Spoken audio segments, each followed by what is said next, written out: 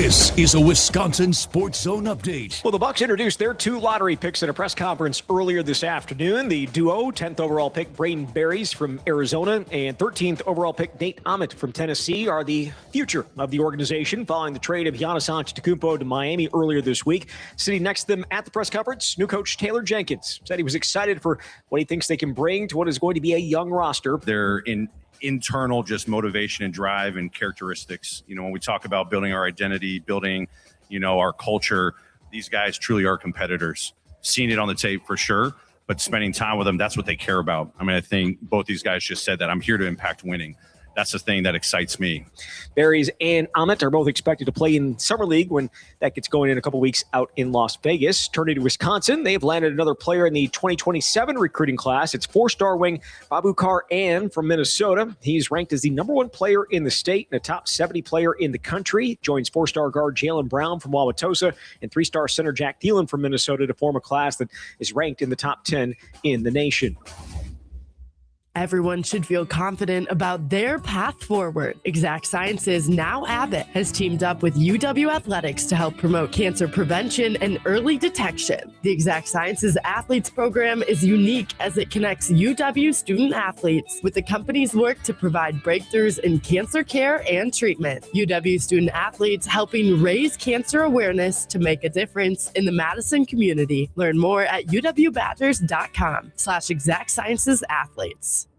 Well, it's an off day for the Brewers. They're going to be back in action tomorrow when they welcome in the Cubs for a weekend series. The two teams are separated by 7 games in the standings. Milwaukee's in first. Chicago tied with St. Louis for second. Milwaukee swept the Cubs last time they faced off. With this Wisconsin Sports Zone Network update, I'm Zach Heil.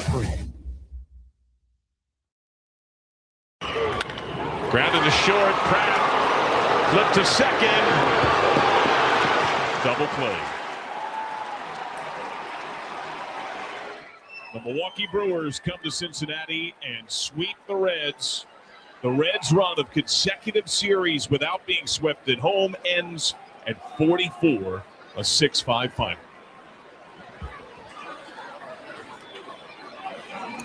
Well, this one hurts just like the other ones do. My goodness. We got out of how many jams there? Probably 2 or 3 jams. We were depleted. That's why I say that 12th and 13th reliever have to be dependable because they're going to pitch in leverage sometimes, like happened tonight.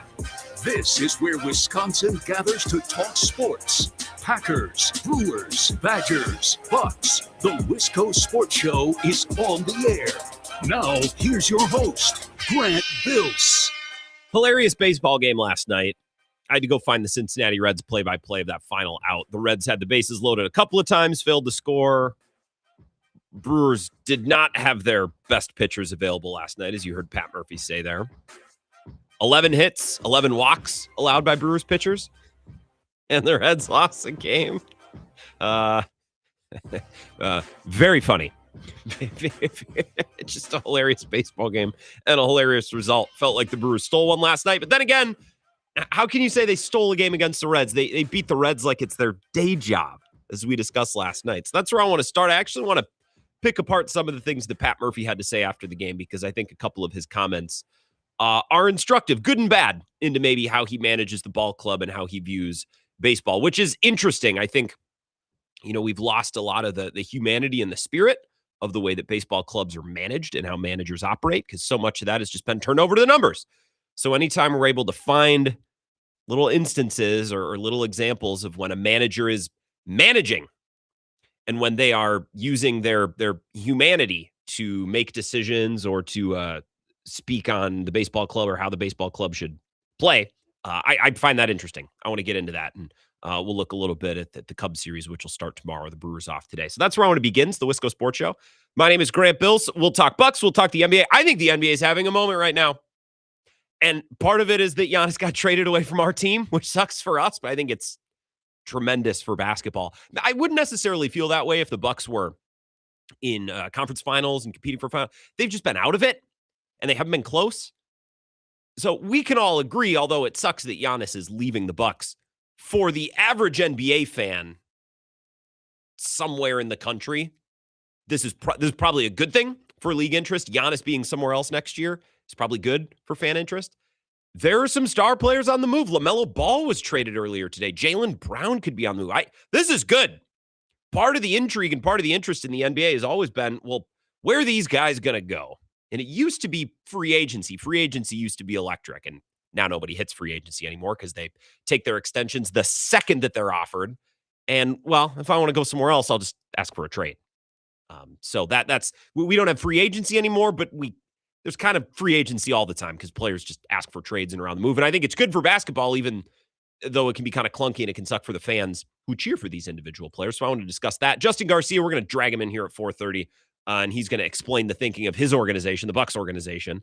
Justin with the Bucks Radio Network, and I listened to the full hour that he did with Frank Madden, the founder of Brew Hoop, on the exodus of Giannis the other day. Very good. So we'll beat some answers and some intel out of Justin coming up at 4:35. I'll take your calls, 608-321-1670, if you would like to join, to talk Brewers, to talk Bucks in the NBA, whatever we might be covering over the next hour and, 54 minutes. You can jump on the live stream as well on the Wisco Sports Zone app, YouTube, Facebook, my Twitter, at Wisco Grant. Very easy to watch and listen. Okay, I found that comment in the intro from Pat Murphy to be very instructive and to kind of give us a little bit of an example. Not that we're short on examples. Pat Murphy is an open book, and it's not hard to clock him. But again, anytime we get a peek into the humanity of a manager and the way they're running a ball club, I find that interesting. Here's Pat Murphy's full comment. I cut it up to fit in the intro there, but as Mike sent it to my email, it's titled Pat Murphy on left-handed pitcher Shane Drowan pitched 1 through 3 scoreless innings with 3 walks. Whatever. I guess the title of the cut doesn't matter. Pat Murphy on Shane Drowan, 3 walks, 5 strikeouts on a career-high 98 pitches. This is Pat Murphy on Drowan, and then he mentions another thing or two in here. He was sensational. He didn't have his best stuff. He didn't have his best command. Again, I credit William for getting us. We got out of how many jams there? Probably 2 or 3 jams. His pitch count was really high, but we needed his innings because we were depleted. That's why I say that 12th and 13th reliever have to be dependable because they're going to pitch in leverage sometimes, like happened tonight. And, it's very scary. Our 12th and our 13th pitcher are relievers. They have to be dependable because sometimes they're going to pitch in leverage, like tonight. I think that comment is very instructive of the way Pat Murphy views the game and coaches the game. It's very football coach coded. You hear in the NFL all the time, next man up, next man up, next man up. We need everybody to be ready to go and next man up because guys get hurt and, next man up, next man up, next man up.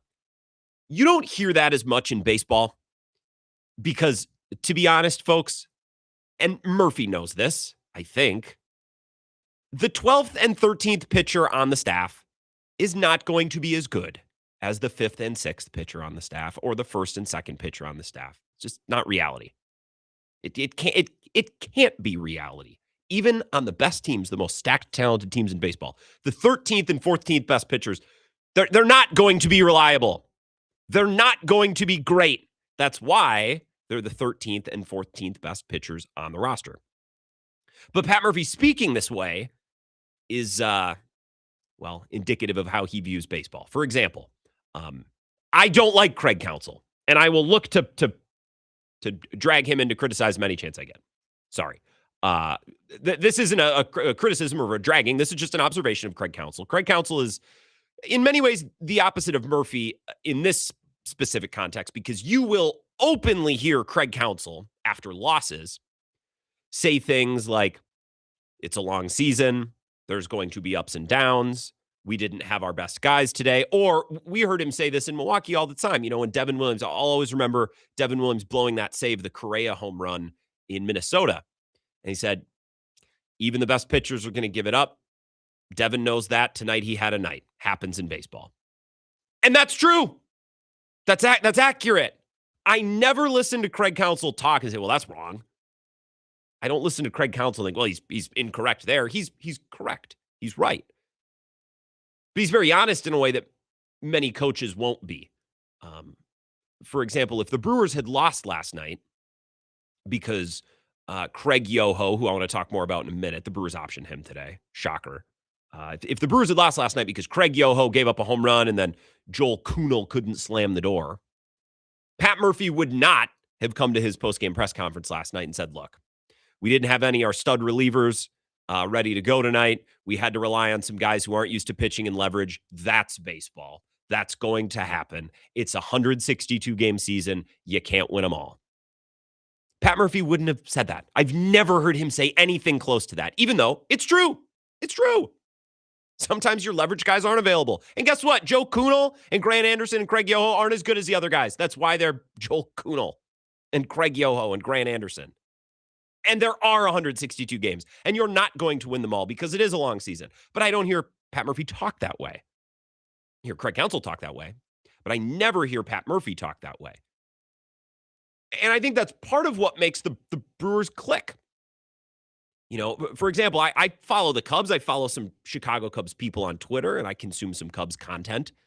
And I think Craig Counsell's approach or his messaging, which, as I've explained, is in many ways the opposite of Pat Murphy, I think some of that messaging trickles down to the players. And Cubs fans know exactly what I'm talking about. If you've heard an interview with Ian Happ recently in the last month or so, as the Cubs have struggled or as the Cubs got swept by the Brewers, you hear a lot of, hey, man, it's a long season. We're not worried about the division. There's months and months left on the schedule. These games against the Brewers don't mean anything more. They're just one of 162. All of that is true. It is a really long season, and you're not going to win them all. And mathematically, the games against the Brewers don't mean any more. But it's not exactly the way you want to carry yourself as a competitor, as an athlete. You want to go out on the field every day thinking that this is do or die and we need to win this game. I think too much of the Counsell approach, the honest approach of it's a long season, not going to win them all. We didn't have our best players available tonight. This guy didn't have his best night. What are you going to do?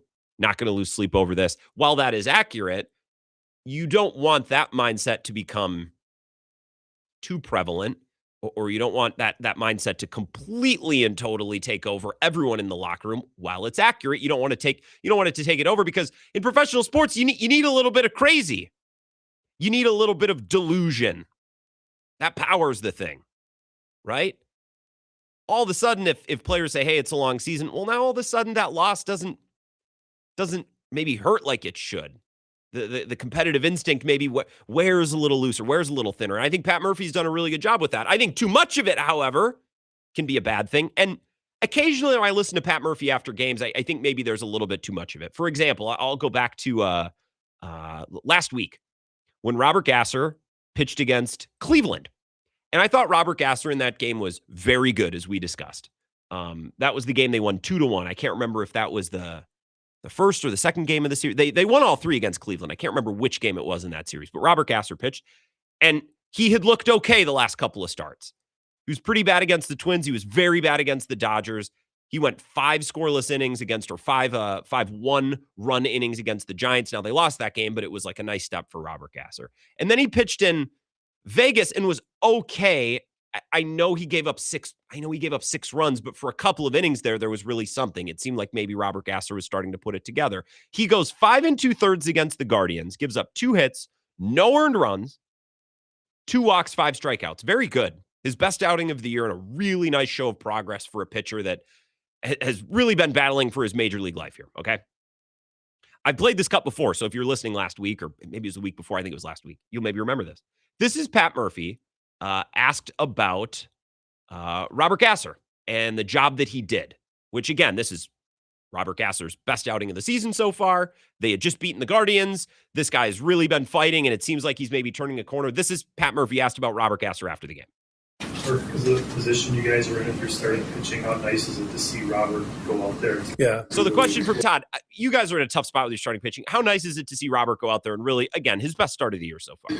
Yeah, I mean, we could have left him in too, but he hasn't been that far. And, today's game, you're playing to win. You're not playing to get distance out of pitchers and things like that. So we played to win.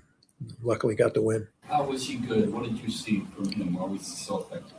Yeah, I mean, right-handers, he had that fastball up and away, the top rail, and he's able to execute that, get ahead in the count, and then execute that a lot on righties.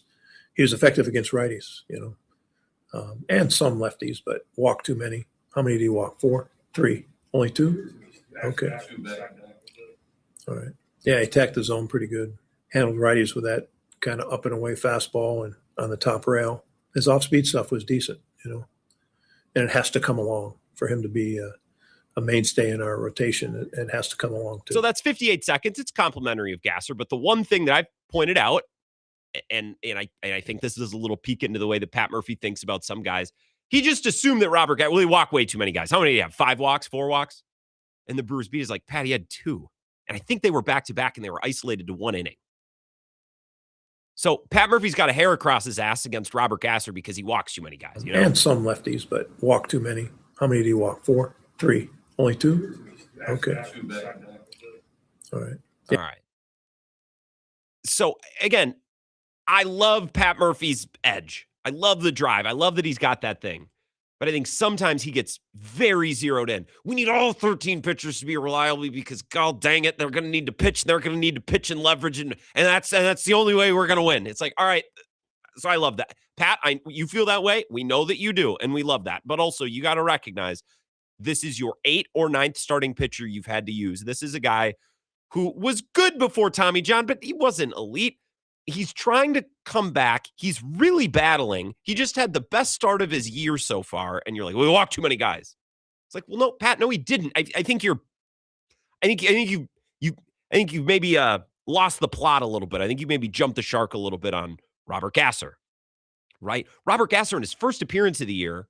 And I talked about this at the time when he made a spot start against the Twins. He went 4 innings, gave up 2 earned runs. Yeah, he walked a couple guys in the first frame. And Murph lit him up in the postgame press conference. It's like, Murph, I know you want all 8 or 9 starters in the organization to be nails. That's not the reality. So a little bit of a deep breath. This is Pat Murphy asked about Craig Yoho last night. And I noticed some of the same things here. So Craig Yoho gives up the home run on a fastball to a fastball hitter. And when that occurred last night, I'm watching and I'm like, William Contreras, who we don't need to talk about William Contreras right now. Good player. It could be a long conversation. I don't want to waste time on that right now. Why are you calling for a fastball? Craig Yoho's he's a curveball guy. He's a breaking ball guy. He's not a fastball thrower. That's not him. But William loves calling for fastballs.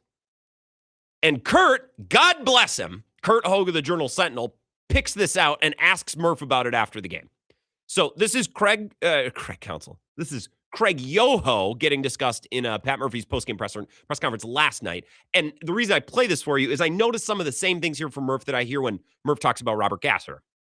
In that Yoho inning, obviously the location wasn't what you wanted the fastball. With him ahead in the count there, would you prefer him going to his better pitch of the changeup? Changeup. I mean, you can question any pitch calling, whatever, anytime you want. The thing of it is he doesn't get swing and miss on that changeup. You know what I mean? So sometimes they're looking for that more than you think, and then you end up.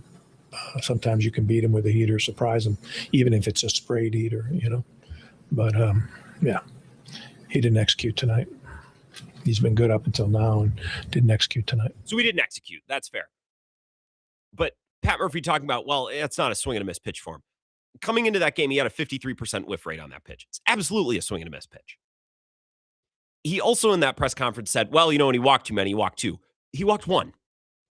So I just noticed a little bit with Pat Murphy, especially with these bottom of the roster guys. I know you want them to all be stars because guess what? We need to win every single night. And this is it's like a football thing with Murph. And I think it's way more of a positive than it ever is a negative. But I noticed some of these nights. It's like, man, a little more awareness of a guy like Robert Gasser, a little bit more awareness of a guy like Craig Yoho, who I don't think is good, but don't tell me that his changeup doesn't get whiffs. It's almost a 55% whiff rate coming into last night. And then he's like, well, he had 2 walks. No, he had 1. Like, sometimes I wonder, like, Pat, you understand the 13th pitcher on your roster isn't going to be a stud.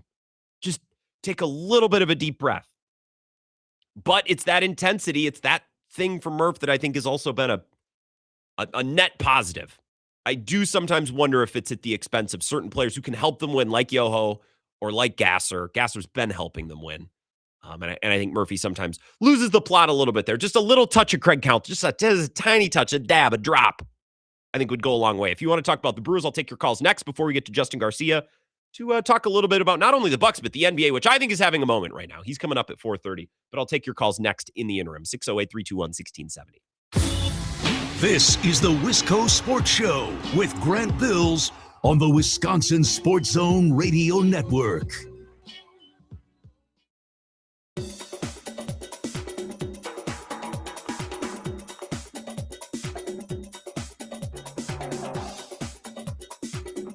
The Wisco Sports Show will resume in 3 minutes.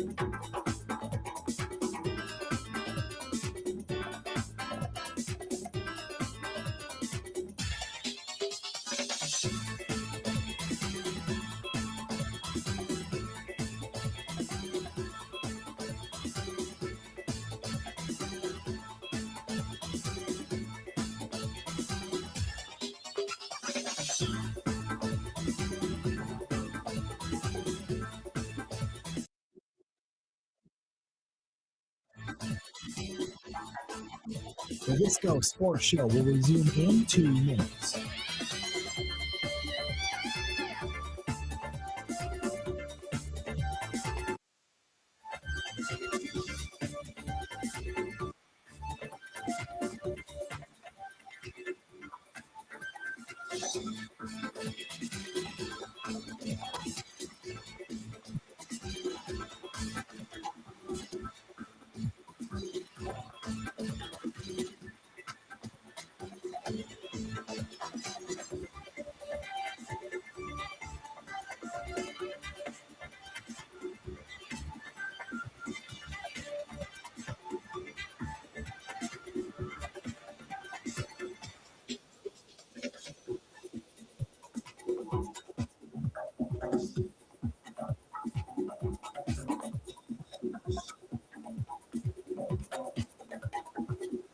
The Wisco Sports Show will resume in 1 minute.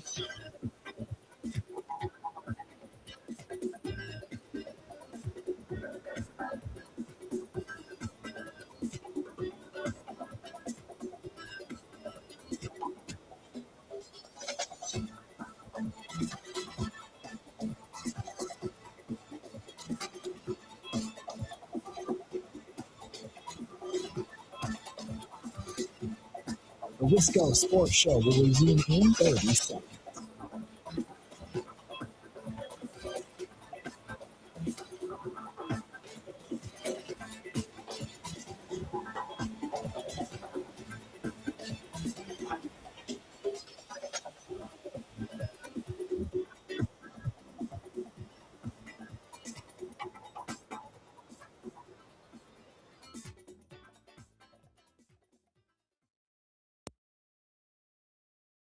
Ground ball to short. Pratt. They get one. They get two. Game over. Pratt to Terang to Bowers, and the Brewers have swept the Reds in Cincinnati. Very funny result last night. Hilarious. If I was a Reds fan, oh my God. Another Brewers win over the Reds. Rack it up. Watched that game 100 times. I've seen that series 100 times the last couple of years. Just another Brewers-Reds contest. Justin Garcia going to be here, Bucks Radio Network. We're going to beat some answers and some information out of him about what's gone on this week. And a question or two on the NBA at large. I think it's having a nice moment right now. LaMelo Ball trade, that's juicy. Giannis trade from 10,000 feet, that's juicy. Is Jaylen Brown going to get moved? That would be juicy. So that's coming up. But your Brewers thoughts in the meantime, or your thoughts on whatever else. 608-321-1670. Wisco Sports Show. Who's that? Hey, Grant, it's Coach Freed. I'm sorry I wasn't able to call in yesterday, but I want to bring up Brandon Sproat again. Please. Murph talks about pitchers he wants to depend on, and I think we see one developing right in front of our own eyes here. So, Coach, this came up on Bill's show earlier today. We're talking about, well, the Brewers, if they could only get a third pitcher, if they could get a number 3, Scooble's the name, but even someone more realistic, to go with Mizorowski and Harrison. But my question is, and I wonder if the Brewers internally don't think, well, in 2 months, we think Brandon Sproat will be that guy, or Brandon Woodruff. I think Woodruff and Sproat are going to be the duel of the century to see who can become the Brewers' true number 3. It's a race between the two Brandons? It is. Brandon Sproat, I walked into Planet Fitness the other day, and he looked so good in those tight pants. His calves are really popping, and it even inspired me to hit some legs that day, get some calf raises going. I did Maybe calf one raises. day we can all look like him. Yeah, I did calf raises yesterday. I feel like the tight pants, I don't know, he keeps cramping up. His calves keep giving him injuries. Maybe let's loosen the pants a little bit. Pitched through injury last week. Risked it for the team. There is an argument to be made, and I know Cone has brought this to the table, that if you just take out his cramp inning a week ago, his last 3 starts are all pretty darn good. Yeah, I mean, he's blossoming in front of our own eyes, Grant. Anything else, Coach, before I let you go? No, I mean, just looking forward to this weekend. I'm going to try and refrain from getting into some arguments with Cubs fans in the concourses, but looking forward to it nonetheless. Horseplay, though. If only we had troughs. Yeah. If only we had troughs, Grant. Horseplay. Appreciate it, Coach. Go out and get back to your community a little bit. Why don't you? I figured we didn't hear from Coach yesterday on Brandon Sproat. It's been a big week for the Sproat truthers on this program. A couple more calls here. Wisco Sports Show. Who's this? Oh, I loved hearing Coach Freed delays Brandon Sproat. I mean, Battle of the Brandons. Are we going to be chanting "Let's go Brandon" here? I thought we retired that in 2024. Well, we could always bring it back. It could be a vintage chant. It might be a battle of the Brandons for the number 3 playoff starter. I know you mentioned that Brandon Sproat should be in the playoff roster. We've already begun those conversations. Let's see on. I don't remember what that day was earlier this week, maybe June 21st, but why not talk about the playoff roster and the number 3 starter? Who gets the ball on game 3? Is it Brandon Sproat or Brandon Woodruff? Hey, it's going to be a long summer with really minimal Packers training camp topics. So I think Brewers number 3 is about as good as we got right now. I'm trying to spin any Packers topics I can find. I saw Christian Watson do a hit on NFL Network the other day talking about how, Jordan Love's a great leader. I kind of got that in the holster for whenever we need something. It's like, but he's not vocal on the field. We do that whole thing. But it's been a quiet offseason for the Packers. I mean, other than very much so. Other than that one thing. But other than that, it's been very quiet. Yeah, and kind of speaking about football, but bringing it back to the Brewers, Joel Kuhnel, he kind of looks like Dan Campbell, don't you think? He absolutely does. I'm happy for the guy. I don't know if he'll even be here all year, but there is something cool about baseball in that the 12th or 13th guy in the bullpen, all of a sudden Joel Kuhnel finds himself on a contender, and all of a sudden, because everyone's either down or suspended, he gets to go out there and try to save a game. Like that had to be he's never going to get that moment. And I think that's cool. Call me a sap. Call me a romantic about baseball. What do you want?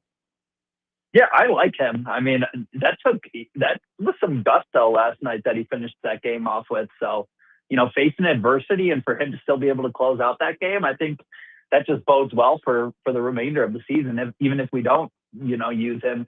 And we got him for cash at the end of the day. Who cares? That's true. I suppose. Well, you never want to undervalue cash. I suppose, though, you're correct. It's the types of stories that get you through the random Tuesdays of a very long season. Cohen. Yeah, exactly. And kind of bringing up a topic I brought up a couple weeks ago with Christian Yelich, country singers, ad series for him. I think I'm downgrading him or upgrading, depending on how you look at it, to a Keith Urban, really good back in the early 2000s, that 2018, 2019 run for Christian Yelich, and just putting out a lot of slop today, kind of bridging out of that country that made him famous. Yeah. So God, it hurts because I do love Keith Urban. Appreciate it, Cone. He did just do an album of like yacht rock covers. I listened to the Guitar Man because it's got John Mayer on it, and God forbid John Mayer puts out any music of his own, so us fans have something to listen to. So instead, I got to listen to. He played guitar on a Lainey Wilson song. Fine, I'll listen to that. He did a song with Keith Urban, who I like. I'll listen to that. But I would downgrade currently Christian Yelich to like Josh Grayson, or maybe James Otto. James Otto, maybe not a bad one. Had one massive hit, and now he's the name. Or Steve Holy, maybe got a brand new girlfriend. If we're really downgrading, it's enough country music talk. All right, a call, one or two more calls here, and then we got to get to Justin. Wisco Sports Show. Who's this? Grant, Jeremy, how you been? What's up, Jeremy? I've been well. Yeah, good to hear. Good to hear. So I just wanted to touch base on this, the coach comparison there. I think that was really good with the opening there. We talk about 13th, 14th pitcher on the roster, but I love how Murphy is just like, hey, these guys, they're on an MLB team. They're pros. and if they can't step up, I like that he puts that little extra pressure. Like, hey, they need to step up because why are you here? This is professional. This is the bigs. It's very football coded. Yeah, and this, we need you here. So the fact that they were able to come through and win that game, and coach comparison wise, Terry Francona, I mean, he's regarded as one of the best, in the league, and he absolutely blew it for his team last night. I mean, Murphy understood the assignment, bringing Vaughn in to pinch hit the righty, and Francona leaving him in there and not going to his, you know what I mean? Like, wow, that baffled me. But I mean, it worked out in our favor, so I'm not complaining. But. And that's the flexibility, folks, of like, I want Andrew Vaughn to start every day. Well, he's started a good amount. It's not like he's never playing, but you see the value of him being able to come off the bench in a certain matchup like that. Exactly. And it worked. It played out perfectly. Hey, we need a righty. Vaughn, you're up. You know what I mean? And then there you go. And that's the difference between a manager that has got his eyes on the game. You know what I mean? Yeah. And Murph, Jeremy, and I got to run because we got to get to a guest. Let's talk more soon. Murph's more analytically driven than a lot of people would think. Oh, he's a meathead type. Well, no, he's pretty with it. At least compared to Francona. Do you see? So he was asked about allowing Dane to hit with the bases loaded last night, and his logic was, well, we thought it would be hard to double him up. And Bryce Spalding, who's just a Reds Twitter account, dug this up. Dane Myers has hit into 16 double plays the last 2 seasons and less than 420 ABs. There's only 5 players with less ABs and more double plays hit into the last 2 seasons, and 3 of them are catchers. So, like, Murph's not just a meathead, man. Like, he's number savvy too, and you see that pop up here and there. I think it's a good combination. An overwhelming majority of the time. I'm not trying to rip Pat Murphy today, just nitpick a thing here or there. Sometimes the post-game press conferences thing jump out to me. Better to nitpick after a win, always. If you're on hold, I promise I'll get to you later on in the show, but we got to pause because I want to have time with Justin Garcia next. This is the Wisco Sports Show with Grant Bills on the Wisconsin Sports Zone Radio Network. Shopping for new windows and doors shouldn't feel like windows and doors. Wisconsin doesn't believe in games. They never inflate pricing, and there's no high-pressure sales pitch. Just premium windows and doors built for long-term comfort, beauty, and peace of mind. Buy direct through Pella, and one trusted team handles everything with Pella-certified installers every step of the way. Real pricing, premium quality, no games. Pella Windows and Doors of Wisconsin. Schedule your free in-home consultation today at PellaWI.com.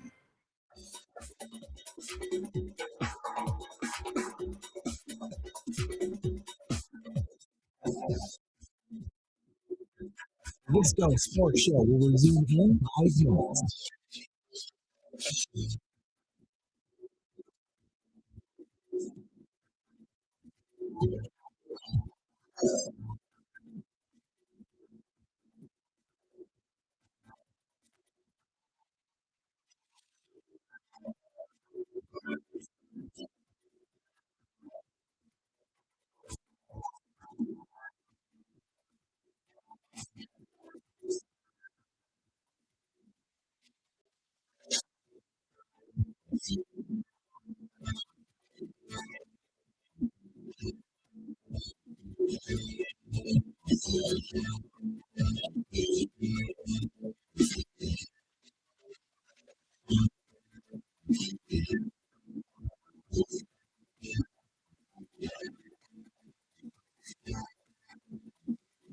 Wisco Sports Show will resume in 4 minutes.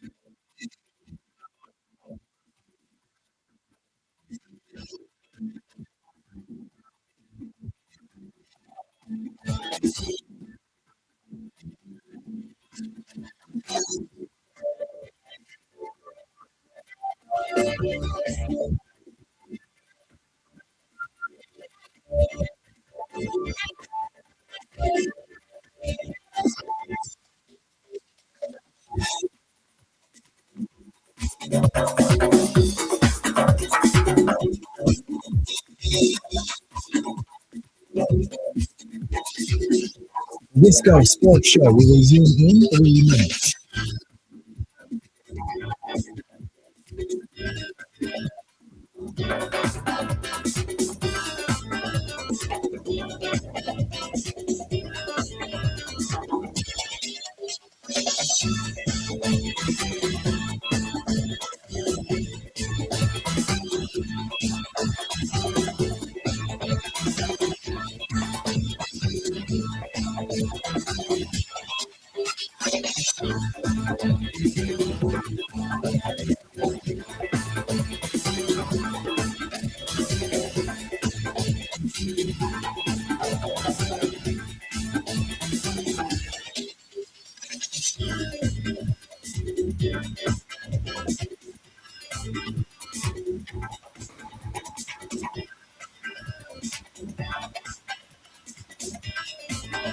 The Wisco Sports Show will resume in 2 minutes.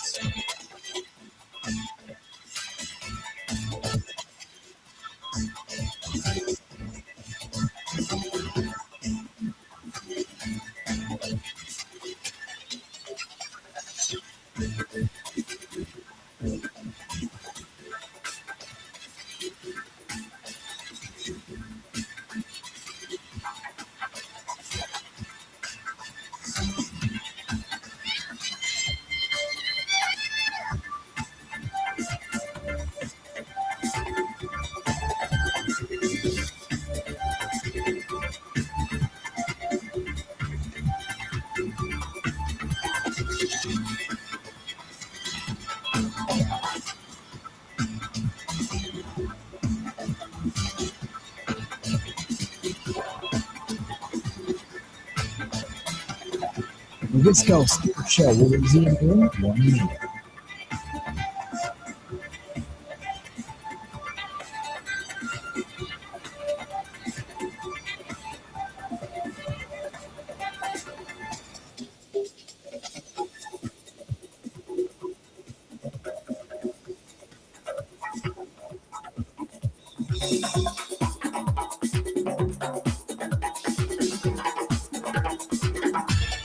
The Wisco Sports Show will resume in 30 seconds.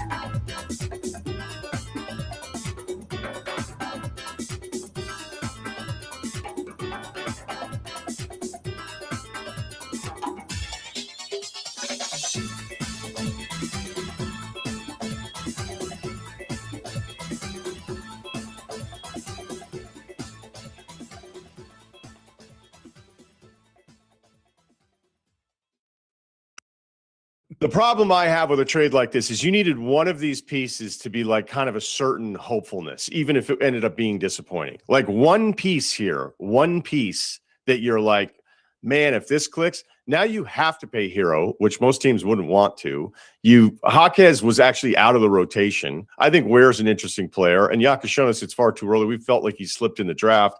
The 3 first-round picks, yeah, maybe. I don't know. I give it to Milwaukee for like not being selfish about how far out some of these go. But 2 picks this year, 10 and 13 now, like, oh my God. I don't know. I mean, maybe you hit on one of those things, but there's not one certainty. There's not one thing that you're bringing over where you're like, hey, this is kind of like a potential really nice thing to build around. And we're wrong about what those things are all the time, but this is Giannis. Ryan Russillo's strong commentary. I had a lot of comments yesterday and the day before. People that loved what the Bucks got, people that hated what the Bucks got. Lots of mixed reaction. I think it depends on your perspective. We now count on the perspective of Justin Garcia, maybe one of the most willing and flexible guests, generous contributors to the show that exists, and of course, a high-ranking member of the Bucks organization with the Bucks Radio Network. So we're going to beat some answers out of him, try to get the sense of what the Bucks think and how they've been operating. Justin, it's nice to see you. Have you had an okay week considering you've been cranking out a lot of content? Are you doing okay? The highest of high-ranking officials with the team too, so I appreciate that. Why did something happen this week? Yeah, seriously. Well, it depends on who you ask.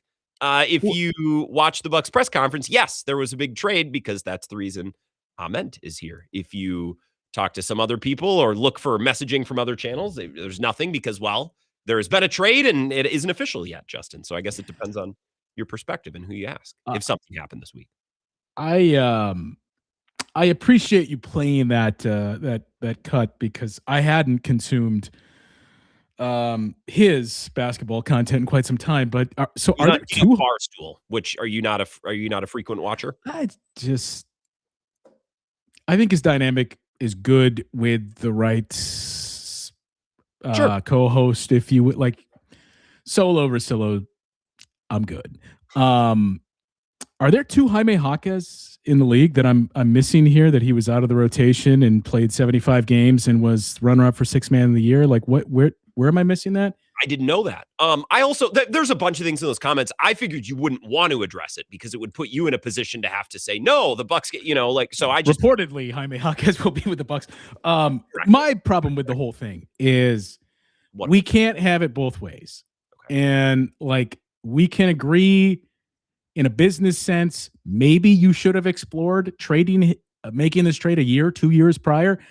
I would much rather the organization say, nope, we're taking this all the way until the E-light comes on the gas tank and we know, okay, we can't do it anymore.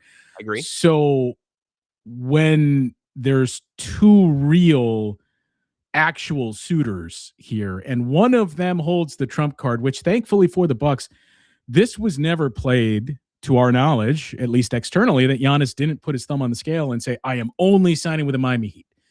Because if he does that, maybe a third of what you got back in this offer, Miami can then dig their heels in and say, yeah, we'll give you this year's pick, but you're going to have to take Hero and you're going to have to take Nikola Jovic. If that's not cool with you, fine. We'll just sign him next summer. So now all of a sudden this is ridiculous what they got back. I mean, it is fair to say we've seen on paper larger hauls here.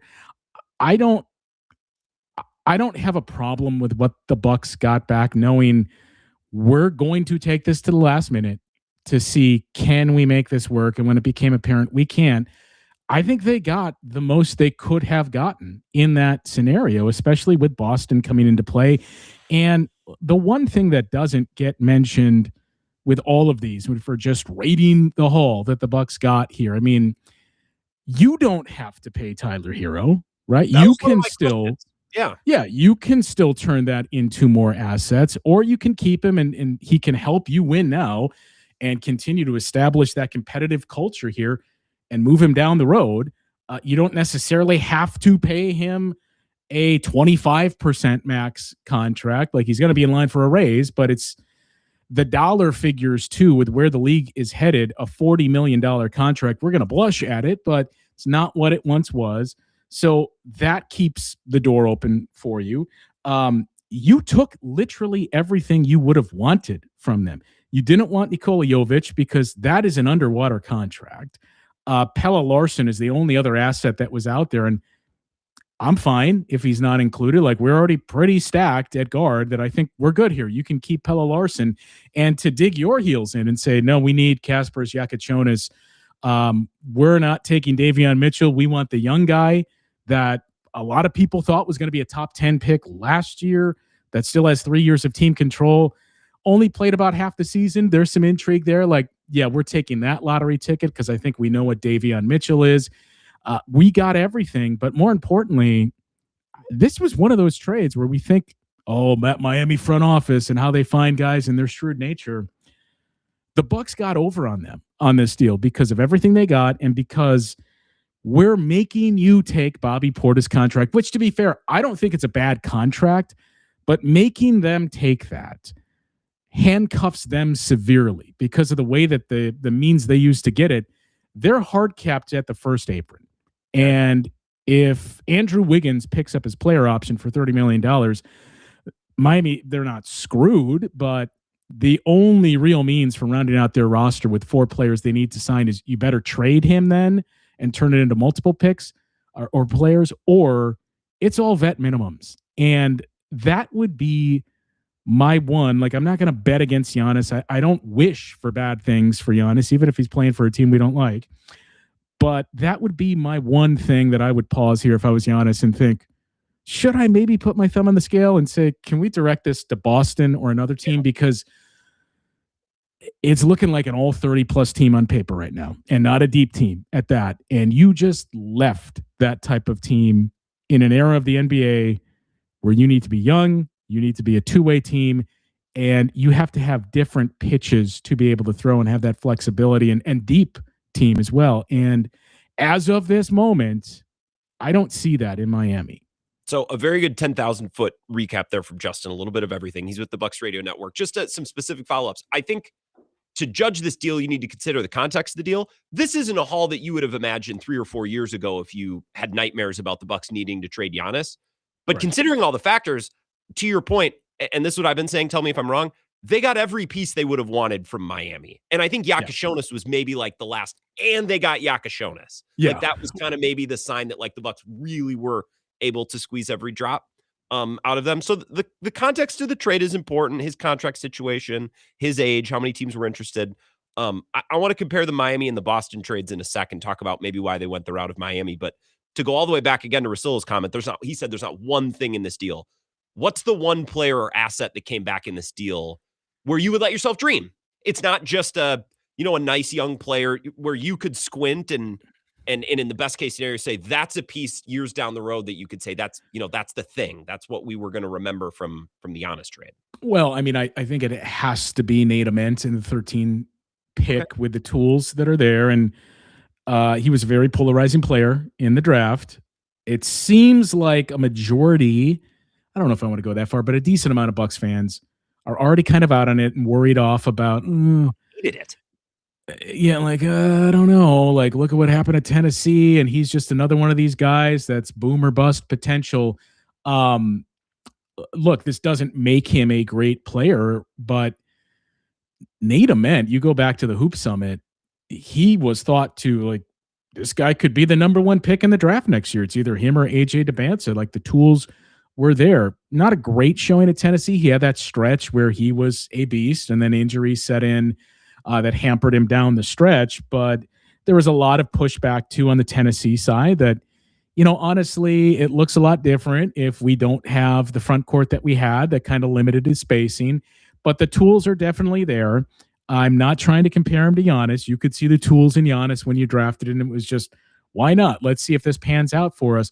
I think you're beyond the why not stage now with Nate Ament, but I can see why you would pick him. So I like the way they set it up too, that I think Braden Burries, who is one of 3 or 4 players in the draft that I extensively scouted and have quite a bit of knowledge on and things to say.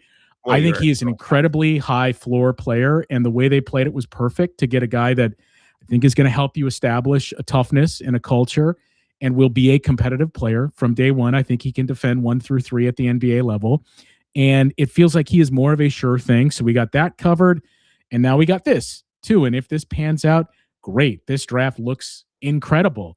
So Nate Ament has to be that. Leading up to the draft or to the trade, was somewhat critical of Kel'el Ware and just said, I don't know that I necessarily see what everyone else does. I hope I'm wrong.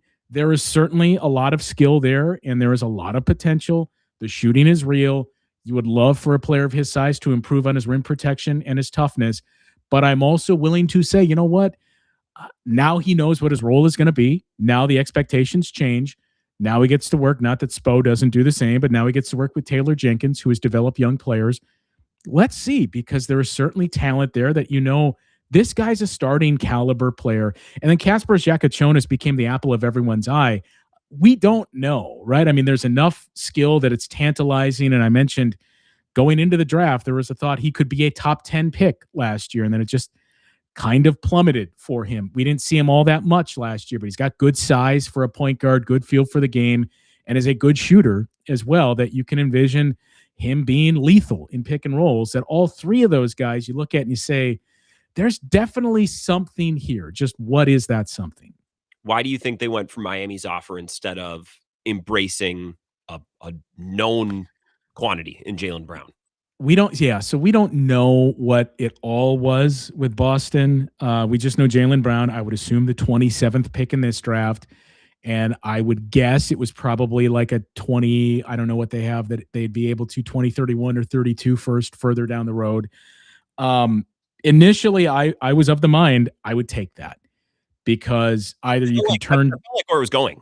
Yeah, that's what it felt like the longer this dragged on, that you can turn Jaylen Brown into more assets, or you can just say, look, Jaylen, it's your team. You know, like you can score 30, you can be the leader of this team. And we just saw Jaylen Brown on a team with the right role players, with a good coach, with a system that they all knew and bought into, lead that team to the number 2 seed in the Eastern Conference. Not to say that this same group in Jaylen Brown would be a 2 seed, but you would be competitive. You would probably be, you know, at worst, like a 7-8 seed in the Eastern Conference. But the tough part about that is if you go forward with that trade, and it sounds like the reporting was, it was Jimmy Haslam of all people, who Bucks fans want to deride and say, oh, Jimmy Haslam, this, and this.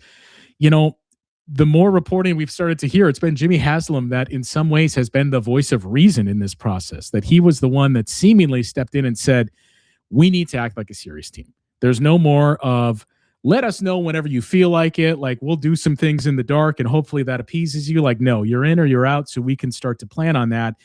And Kevin O'Connor with a report, too, that it was Jimmy Haslam, when I think everybody assumed otherwise, that said, no, we can't take the Jaylen Brown trade because it just puts us right back in the same spot. Mark Stein reported the day before that they were looking for a star, that they wanted a known quantity. I thought that's where it was trending. And then we got the opposite from Kevin O'Connor. Well, and the other part, too, is, you know, I think the other tough part about that deal is the optics. Is it would be a terrible position to put Jaylen Brown in. And the optics are, you traded Giannis for Jaylen Brown. Yeah. That's it. You know, like even a 27 pick in this year's draft, that ain't much. A first rounder further down the road. I have more faith in Boston being able to keep things afloat if and when Giannis declines or is gone than I do Miami. So that pick may well be nothing. Do you think there's some question about, well, my thought process was, well, if it didn't work right away with Jaylen Brown, you could flip him for a lot. Do you think there's some doubt with the Bucks that they could really flip him for a lot? Well, I think, I mean, you could certainly flip him, but like, what is a lot, right? That's the curious thing now. I'm curious to see. Same. It seems like Boston has to trade him. So like, okay, what are you going to get for him now? Because that's the barometer, and that lets you know even more so of, yeah, you probably made the right move if it's not much, or if it's not what we think it should be. I think they could have taken Brown and maybe got more than they got from Miami. Maybe all in all, when you consider the assets from Boston, and maybe they also could have gotten Brown. It goes poorly. He's not happy, and they don't get that much, and it's less than what Miami. So I thought that was maybe a more of a risky move. And I think the most value you could get out of it would have been, you know, there was certainly a lot of smoke around the Clippers this year with that 5 pick in the draft, like something like that. But then also, okay, so if all we have to show for it is 5 and 10 versus 10 and 13, maybe Tyler Hero turns into more picks, or he can help us now. Other guys that can help us too. Like, this really does feel like this is the most we're going to get. And look, they played it masterfully. I think that we can criticize why would you put that self-imposed deadline?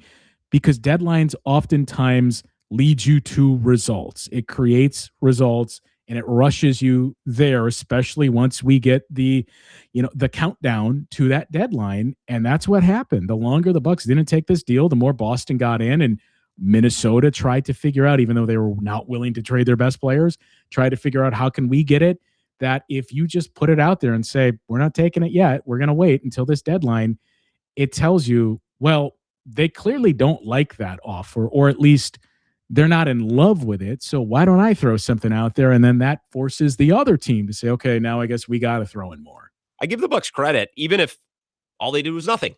They allowed a bidding war to be created. So I give them credit for that. Justin, I have to run. Will I see you at Marcus King tomorrow night, Summerfest? You will not. Why not? You like Marcus King?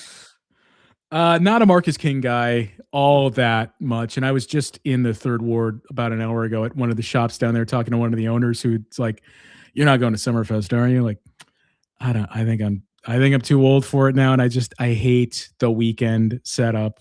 Go back to 10, 11 days straight.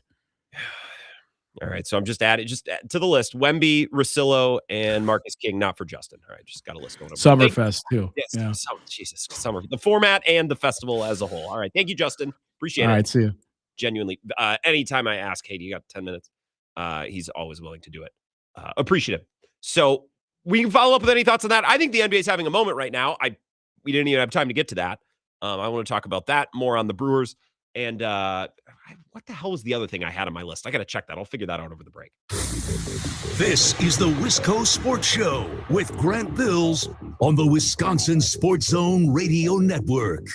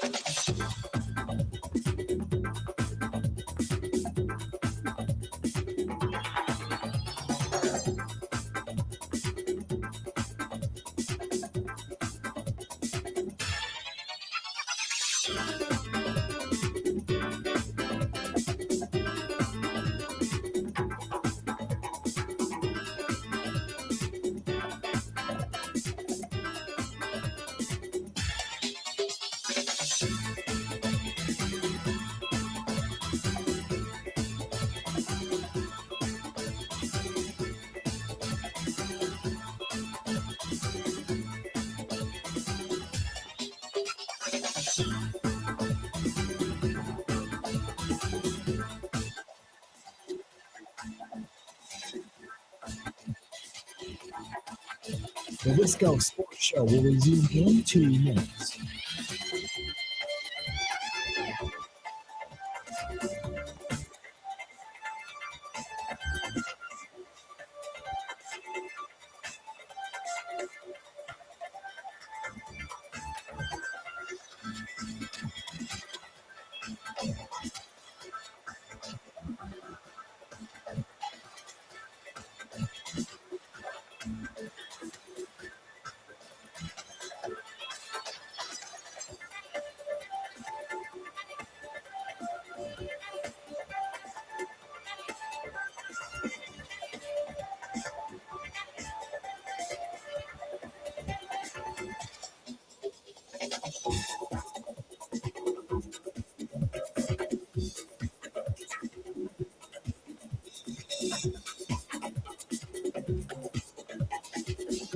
The Wisco Sports Show will resume in 1 minute.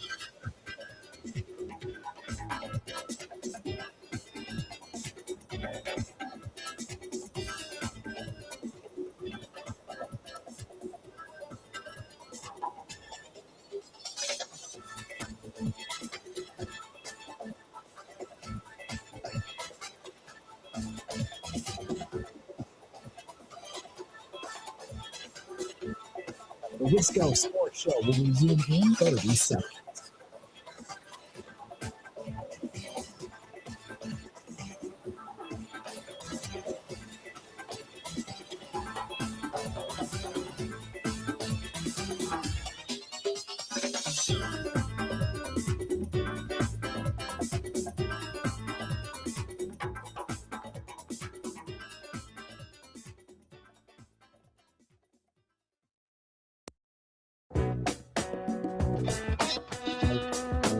Wisco Sports Show. We got about a minute here. Sorry, went a little long with Justin, but that's worthwhile. What? You need to hear me reiterate my take on the Bucks. We've covered it pretty closely throughout the week, so you've heard my takes on the thing. I give the Bucks credit. They allowed a bidding war to develop, and bidding war is relative, right? Had the Bucks made Giannis available 2 years ago, yes, the bidding war would have been larger and the haul would have been larger because he'd be younger and because he'd have more years on that contract. So totally, it's all relative. But I think in this situation, Giannis with a year remaining, he's coming off his worst and most injured year as a pro. In this context, I think they allowed a pretty good market to develop slowly but surely. I think the Bucks played it well. Don't know what Yakashonis will turn into or Khalil Ware. I'm a little skeptical, as is Justin, right? And he's talked about that on the show before. But 3 picks, including number 13, it's not bad. We'll get Zach's update and we'll pick up the show on the other side. Hour number 2, 2 minutes away.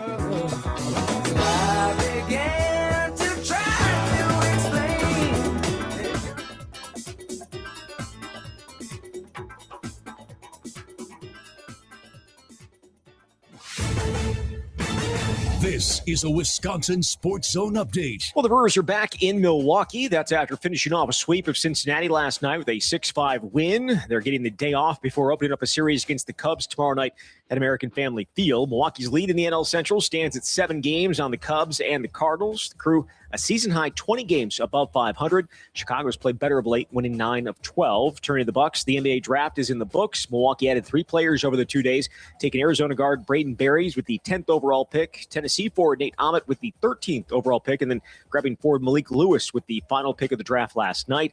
The 3 form the beginning of the next era for Bucks basketball following the trade of Giannis Antetokounmpo. It's big shoes to fill, but Ahmet's not worried about it. I mean, I really wouldn't say it's much extra pressure. Obviously, we're stepping into me, and luckily I'm not going at it alone. I got another top 10 draft pick, Braden Burris, who's a tremendous player, and I'm excited to get to learn with him. But I think that's just, if I want, it's just a tremendous opportunity for me and for Braden. So if anything, I see it as an opportunity and not as pressure. Bucks will be getting to see their new players in action when Summer League gets going early next month. Everyone should feel confident about their path forward. Exact Sciences, now Abbott, has teamed up with UW Athletics to help promote cancer prevention and early detection. The Exact Sciences Athletes Program is unique as it connects UW student athletes with the company's work to provide breakthroughs in cancer care and treatment. UW student athletes helping raise cancer awareness to make a difference in the Madison community. Learn more at uwbadgers.com/Exact Sciences Athletes. Well, the Wisconsin basketball team has added another piece to its 2027 recruiting class, and Babakar Ann out of Minnesota, the 4-star forward, is the number 1 player in the state and a top 70 player in the country. Joins guard Jalen Brown and center Jack Thalen as part of the class. With this Wisconsin Sports Zone Network update, I'm Zach Heil. Grounded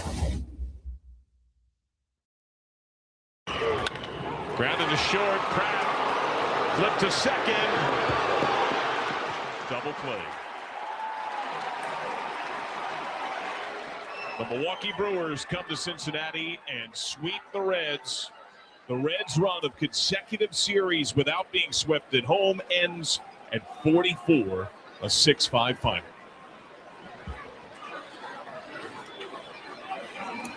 Well, this one hurts just like the other ones do. My goodness. We got out of how many jams there? Probably 2 or 3 jams. We were depleted. That's why I say that 12th and 13th reliever have to be dependable because they're going to pitch in leverage sometimes, like happened tonight. This is where Wisconsin gathers to talk sports. Packers, Brewers, Badgers, Bucks. The Wisco Sports Show is on the air. Now, here's your host, Grant Bills. Hour number 2, presented tonight by Kai's Chevytown. They're a short drive from anywhere. Right off Interstate 94, the heartbeat, the vein of our great state. They're just off exit 41 on the north side of Menominee. They've been helping folks now for 3 generations. So if you're thinking about a summer road trip, I know a lot of us have one on the calendar. It's time to get that car in, get it serviced, make sure everything is up to date and looking good for when you hit the road with the family, maybe over the 4th of July or later in July, early in August, before the school year starts back up. You can schedule service online. They do an outstanding job. They'll get you in and out, very personable. They'll know you. They'll know your vehicle. They'll look out for you. ChevytownUSA.com to schedule service. Be wise, seek eyes for the best buys. As we say, they're also running some great deals. I'll tell you about that a little later on in the show. Some really, really good deals on financing specifically through the 7th of July. So I'll give you those details. I don't have them in front of me. Apologies. If you have thoughts following up on what we discussed, the Bucks with Justin Garcia, who is here. If you missed that, find it in the podcast. Otherwise, I want to reset with some Brewers thoughts. They got the win last night. A hilarious baseball game. The likes of which we've seen countless times. As I said last night, I've seen that Brewers-Reds game dozens of times over the last couple of years. The Reds are just, anytime they play the Brewers, man, they're helpless. They're absolutely helpless. The Brewers last night, Drowan didn't have his best stuff, didn't matter. The pitching staff as a whole, it was all B and C guys. They gave up 11 hits and walked 11 guys, and it did not matter. Some things that I'd love to nitpick, specifically offensively, some trends that I just think this team is going to have to figure out. And this weekend against the Cubs, be a great time to start, especially because the Cubs are starting, well, basically you and me on the mound over the weekend. 608-321-1670. Your thoughts. We'll start the second hour with some phone calls here. Wisco Sports Show. Who's this? Hey, it's Darnell the Chump. Darnell, good evening. Good evening. Yeah, does it not feel like, I mean, I know they're 49 and 29, right? They have they're 20 games up. Yes. Or not 20 games up. Geez, 20 games over 500. Yes. Right. Yes. And it still feels like they just haven't really hit their stride yet, which is kind of a weird feeling. I think as a Brewers fan. So I want you to keep going. I will edit that. I will use my word crafting ability. It felt like they were hitting their stride about a month ago. It feels like the last 2 weeks they've been getting by and still winning games, but it hasn't felt over the last 2 weeks like it felt a month ago, to your point. Yes. Yes. But just like it feels like at least right now they can hit another level, right? Yes. Where maybe their pitching gets tightened up a little bit and they mostly on offense. I think mostly on offense. I think Durang's been quiet. Yelich hasn't been quiet. He's been dead. Their starting pitching has been excellent. Parts of their bullpen's been good, but really my focus, Darno, would be offensively if we're looking on how they could kick it up a notch. I keep talking over you. I'm going to slide my microphone away. You go. Sorry to interrupt. I don't know. It's fine. I mean, you're spitting the facts and the truth here. So it's for me, it's the runners in scoring position stuff. I know that they're like in the top 5 of the MLB, which is kind of hard to believe considering the last couple of weeks. But I don't think you're going to win against the good teams, right? Not the Reds, but like the good teams of the world when you can't knock runners in, especially when you are the Brewers and you don't do it with the long ball, or at least you don't really do it with the long ball all that much. You need to take get your little hacks and cuts and your million paper cuts to win games, and they just haven't really been doing that. They've been doing it with a long ball, which I don't know this Brewers team can do that sustainably. Well, they did it 2 nights ago with the long ball. Yeah. What was it? Contreras and Bowers back to back. Right. Which is funny. I think that was the night that was an hour after we had this discussion. I think I might have talked about it with you, Darnell. They need to want to do 2 things. They need to hit better with runners in scoring position than they've had over the last 2 weeks, or smack more home runs. You know what I mean? Like, you got to do one or the other. Otherwise, the offense is going to kind of continue to trend downward as it has.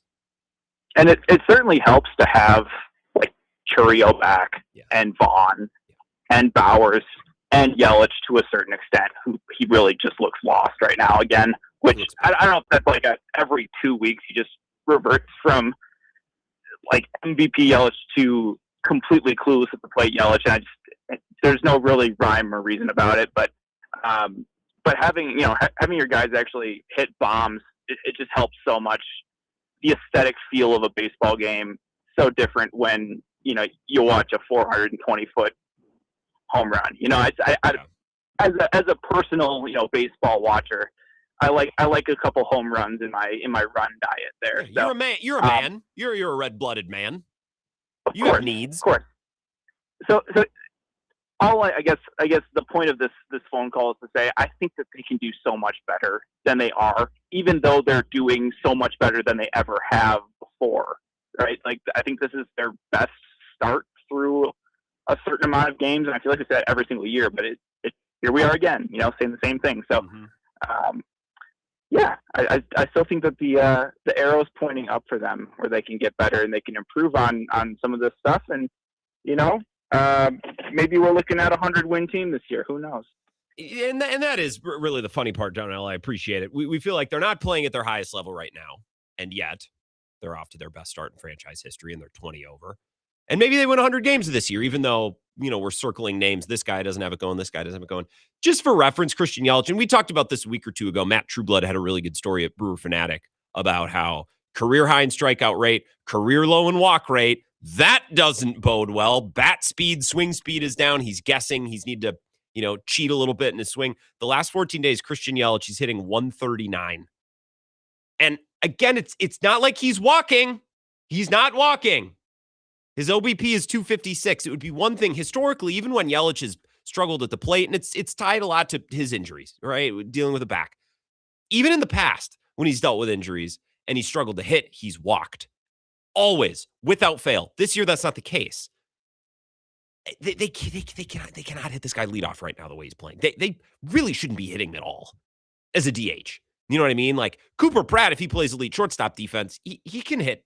He can hit 139 over a span of 2 weeks. Christian Yelich has gone 16 straight plate appearances without a hit. I would prefer Cooper Pratt to not do that, but if he does do that at the bottom of the lineup as a shortstop, all right, you can live with that. If Christian Yelich is DHing and hitting leadoff, I can't. You can't have that. You can't have that. So Yelich clearly is a situation we're monitoring. With Contreras, and I think last night's such a good example. What drives me nuts about Contreras is he has all the ability and he's got all the natural skill and ability right there. And way too often I'm watching him and I'm thinking, dude, can you just lock in a little bit? The Brewers will be putting together a rally and there's one out and a guy worked a walk and then another guy hit a single and then another guy got up there and battled for 9 pitches, worked a walk. Bases are loaded, 1 out. All right, Contreras with a shot at the dish. And he gets up there and he flips the bat. Sky high pop up to the first base. And it's like, buddy, lock in. Put together an at bat. See some pitches. Elevate the ball. Barrel the ball. Or like last night, like getting thrown out in the 9th trying to steal. Or like calling a fastball from Yoho, even though that's absolutely not his best pitch, and it's absolutely not the pitch you want to dangle in front of that hitter. It's just like, it's those things. It has nothing to do with ability. Christian Yelich can't swing the bat right now. His back flared up, and physically his timing is like, that's a physical thing, right? Contreras has all the ability. It's just he's so gifted, and I just want to grab him and say, hey, lock in. And the same, by the way, is true of Jackson Chourio, but he's, 22 or whatever. And he's just like a more chaotic baseball player in general. So just some Yelich and Contreras thoughts. They're winning. So of course, I'm not trying to be a whiny baby here. We're just observing things. We're sharing observations. Appreciate the call, Darnell. Let's go to line number 2 here. Wisco Sports Show. Who's this? Grant, how we living? Excellent, hey, I'm jumping into hour 2 cold here. I imagine the majority of the first hour was spent discussing our Lord and Savior, Greg Gard. What specific? He did not come up. What specifically?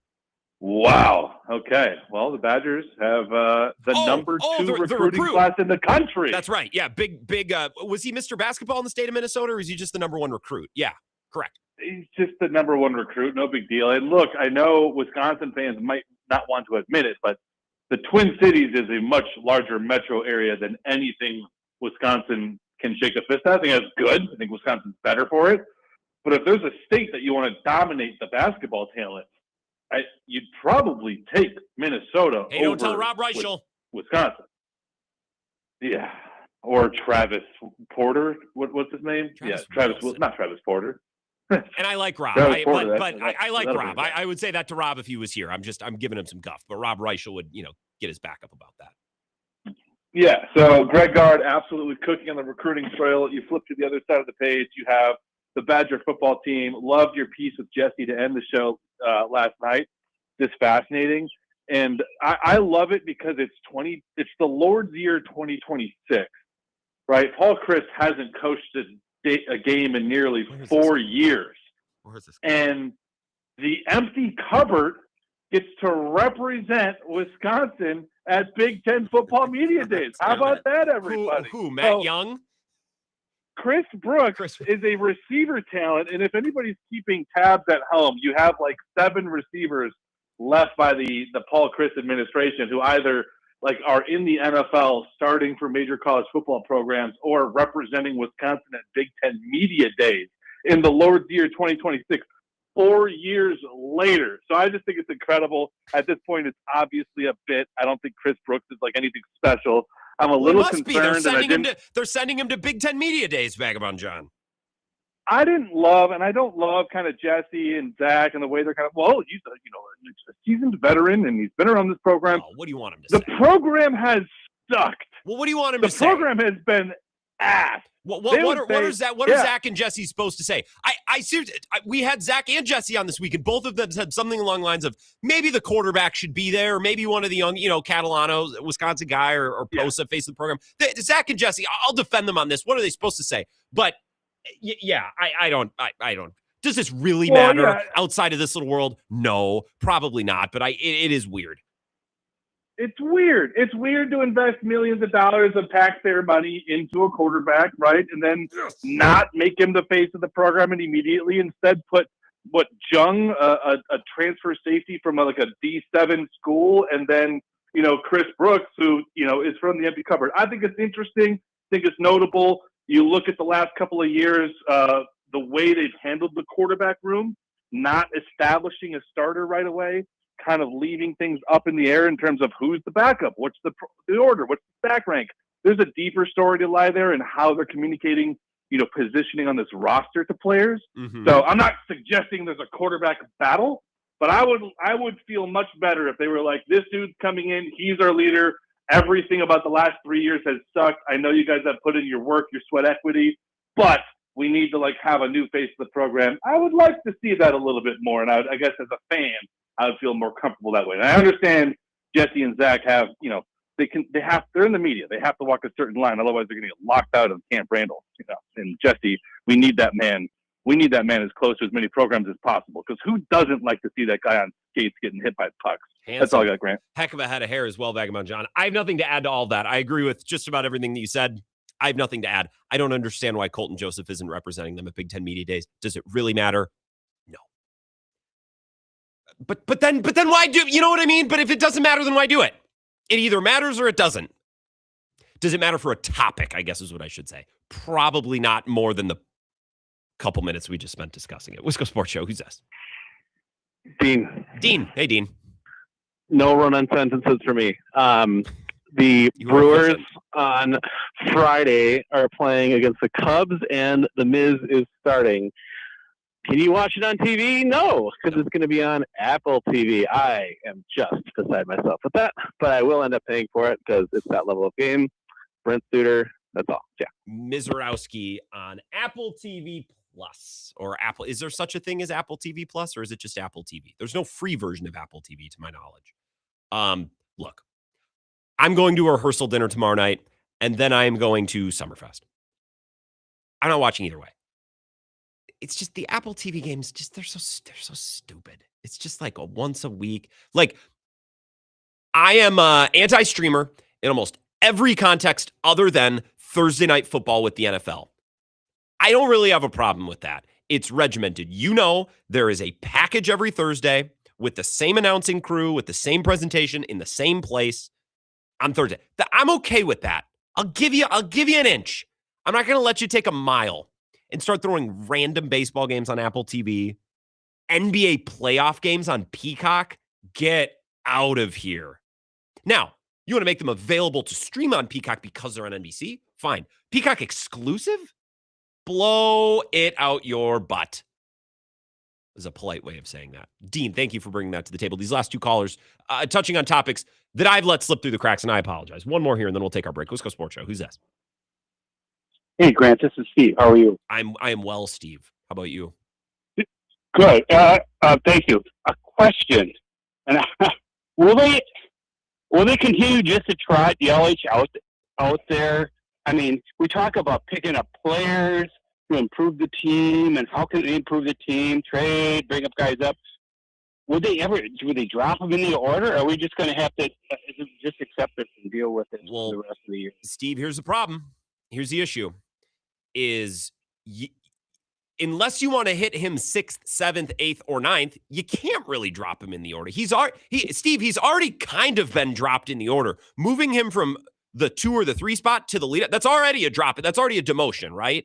Technically, I know it doesn't seem like, doesn't feel like it, but moving a guy to the leadoff spot is already recognizing you are not going to hit for power. You're not going to produce, but hey, you might take some walks. And so we're going to put you lead out. He's not doing that anymore. So he's already kind of been demoted, Steve. I don't know in what way you can demote him further.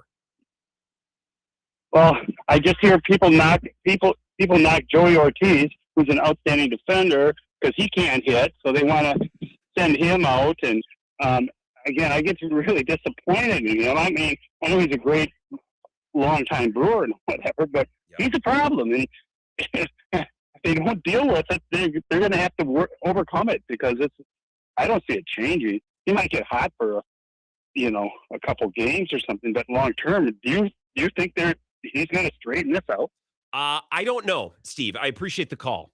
I don't know, because I think the genesis of a lot of these issues is that he doesn't trust his back, or he doesn't trust something, and his timing is disrupted. So he's guessing. He's having to guess fastball or breaking ball. And even if he guesses correctly, he's not in an awesome position to do something with either of them. And obviously, if he guesses incorrectly, he's fouling it off at best. He's swinging and missing at worst. He's striking out more than he ever has in his career before. He's walking less than ever before. So he doesn't have great command of the zone.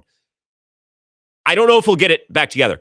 I'm going to get out in front of this right now. I'm going to look into the camera for those on live stream. Yelich is hitting a homer this weekend. Christian Yelich is hitting a homer against the Cubs this weekend. He's lost offensively, and he's a problem right now. And the Brewers, to Steve's point, that last caller, they're overcoming it, and they're winning games. But he's lost. And if there were no names and if there was no history involved, he wouldn't be DHing. He certainly wouldn't be hitting leadoff. He would be more of a bench bat or a guy who is certainly platooned. But he's Christian Yelich. He'll homer this weekend against the Cubs because he's Christian Yelich, and God bless him. So you can write that in pen. But he's a problem. And he's got to fix it, or the Brewers are going to have to do something. Otherwise, it's like they got a strikeout machine at the top of the order, and you don't really want a strikeout machine anywhere, but you certainly can't have him hitting leadoff. Let's take a break here. More Brewers thoughts on the other side. They're winning, by the way. I'm not trying to be negative, he says after being negative. More Brewers thoughts next. I do want to get back into the NBA. We'll do that at 5:30, but more of your calls on the other side. 608-321-1670. This is the Wisco Sports Show with Greg on the Wisconsin Word.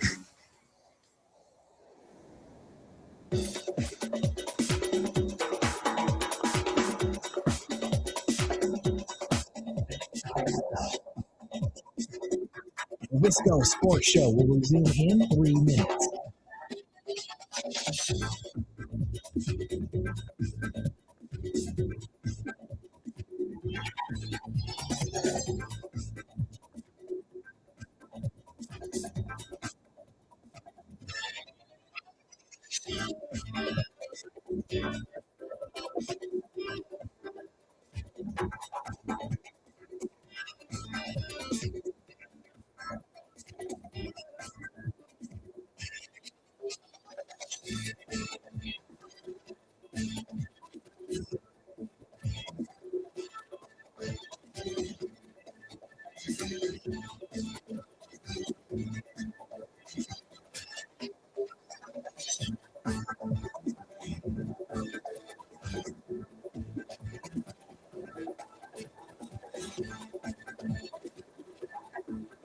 The Wisco Sports Show will resume in 2 minutes.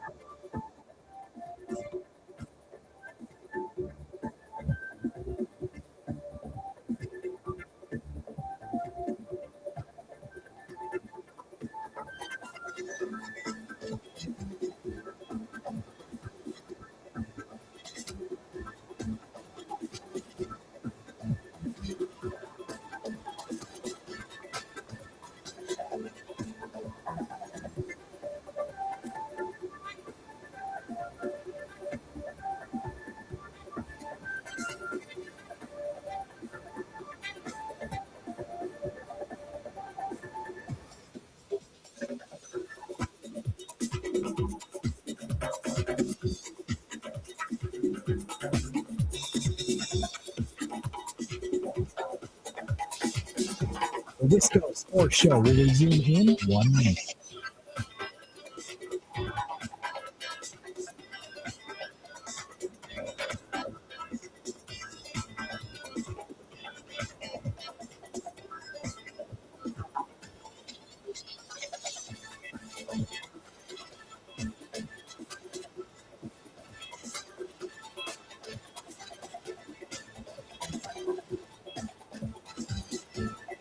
The Wisco Sports Show will resume in 30 seconds.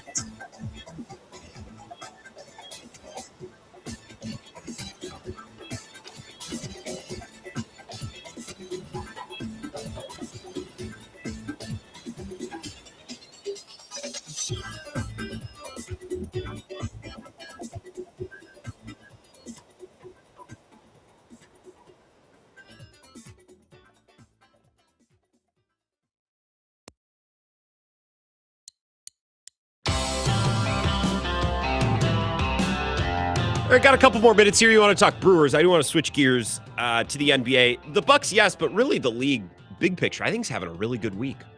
think the NBA is having a little bit of a moment. And I did a lot of complaining about the state of the NBA the last year and a half. But I think it's been a good offseason for them so far. It's a good week. Maybe that means just more players need to be traded. I don't know. I think some of the right players have been traded this offseason. And that includes Giannis. It sucks because he's traded off our team, but trying to remove myself from my Bucks fandom a little bit to try to be objective. But a couple more minutes to hit any loose ends on the Brewers before we get there. 608-321-1670. Wisco Sports Show. Who's that? Hey, it's Andy in Sun Prairie. How you doing? I'm doing great, Andy. Nice to hear from you. What's up? Yeah, just want to talk some Brewers. Just want to, first of all, keep some love on this starting rotation that we've got going on right now. We've had some amazing starting pitching. And when we're talking about the one thing we need at the deadline to get us over the hump, I don't know why we keep hearing about Derek Skubal and another ace starting pitcher. For me, it seems to be another bat on the left side of the infield, isn't it? I mean, don't we need one more bat? I mean, especially with Yelich maybe falling off a bit. I really love the pitching on this team, and I don't want to see him screw with it. But I think we can, if they could find one guy, and I just don't know who it is. I got a problem without a solve, so maybe you might know something I don't, but that's what I think we need.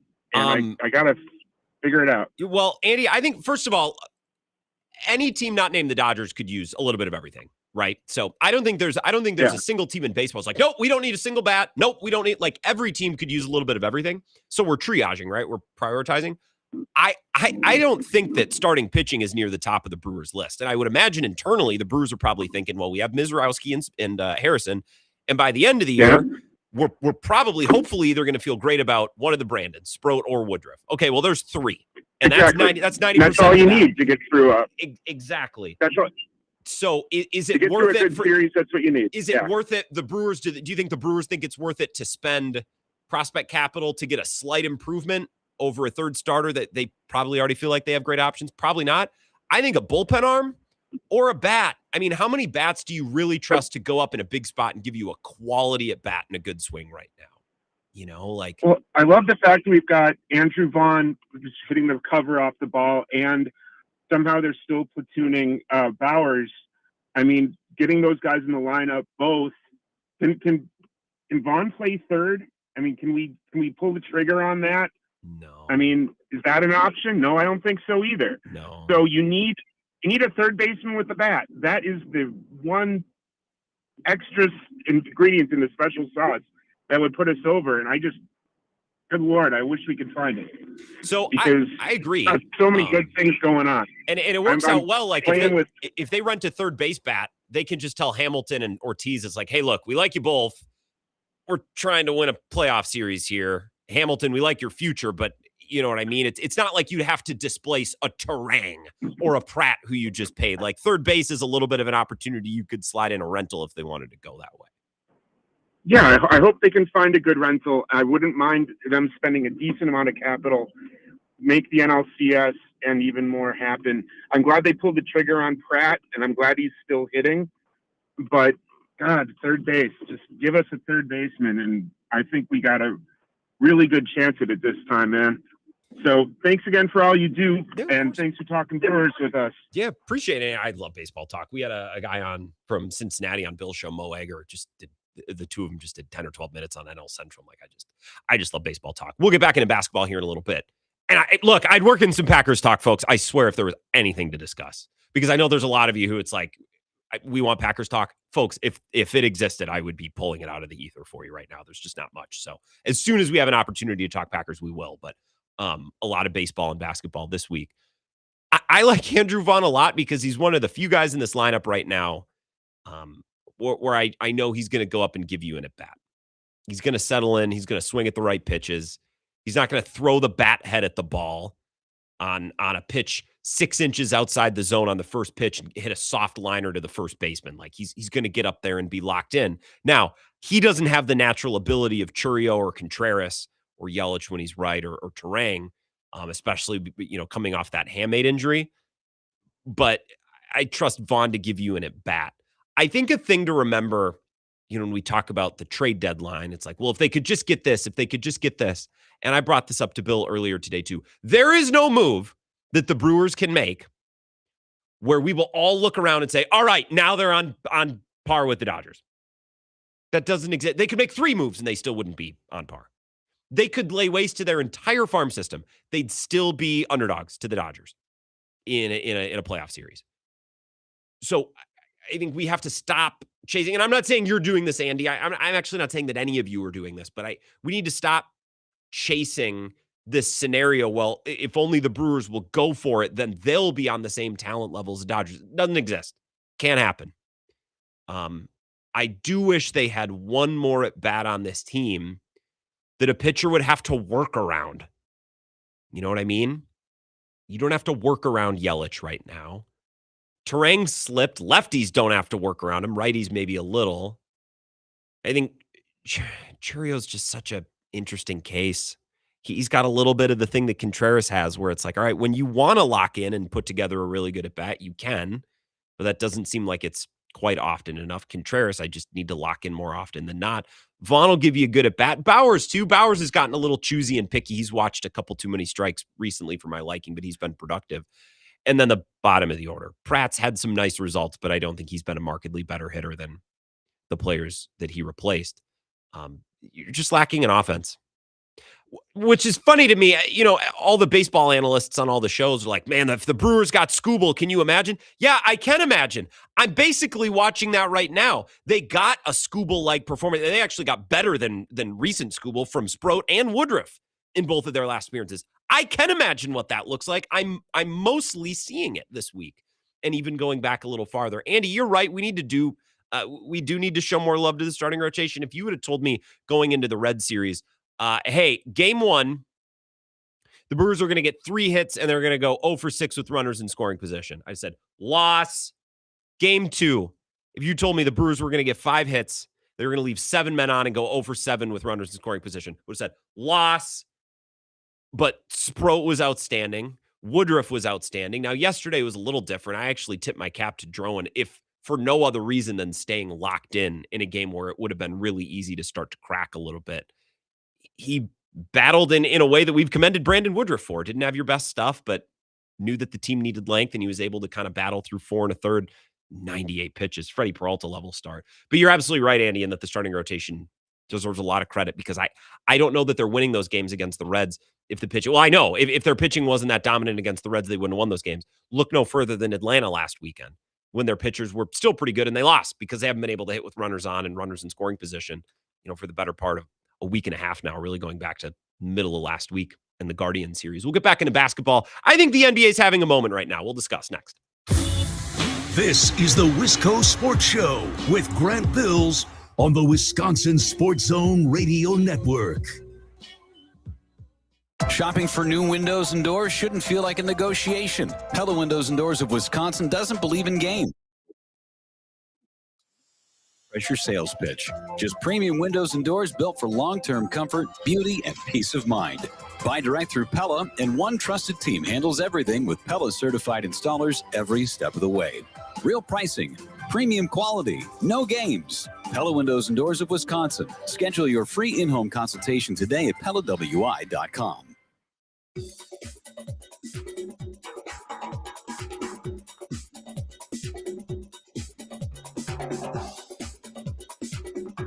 The Wisco Sports Show will resume in 5 minutes.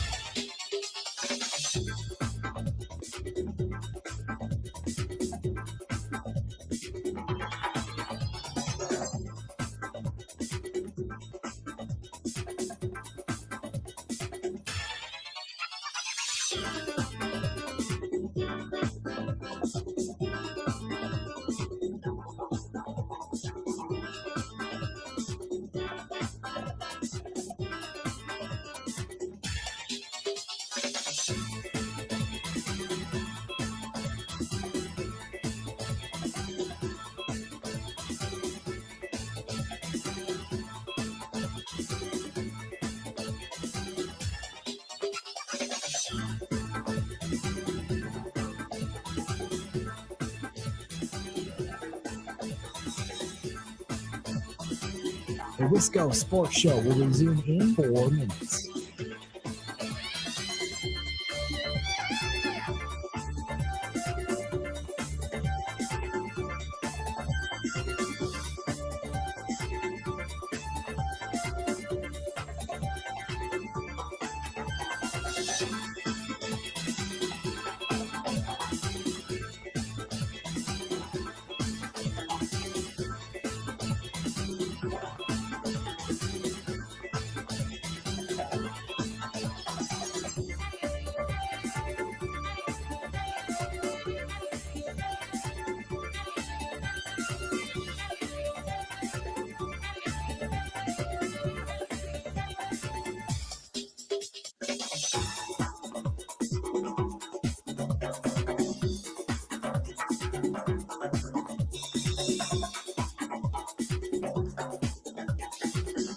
The Wisco Sports Show will resume in 3 minutes.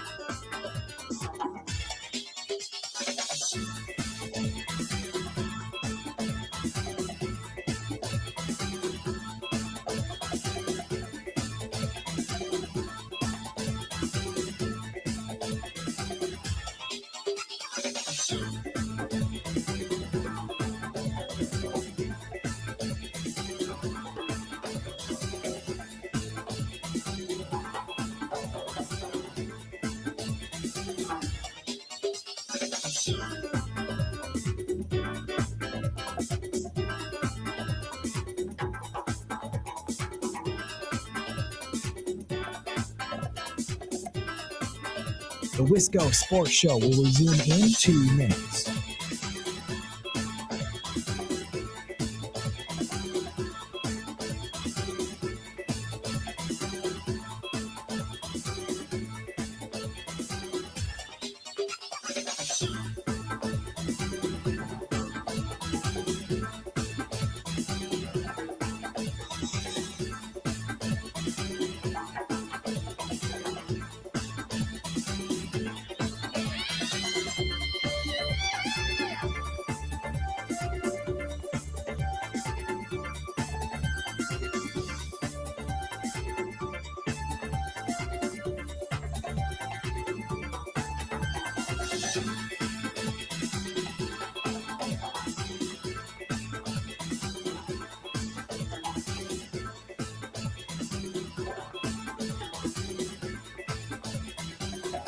The Wisco Sports Show will resume in 1 minute.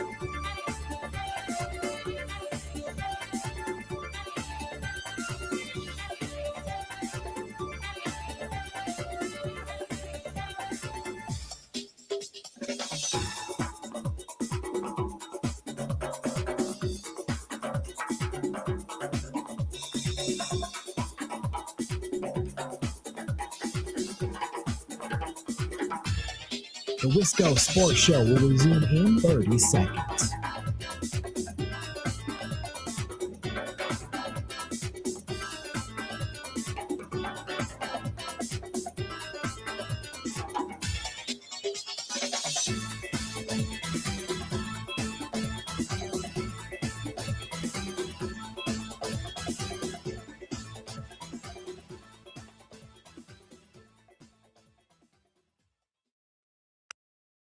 But I think the Minnesota Timberwolves better be careful, because if they don't make the right moves, Anthony Edwards may ask out of there.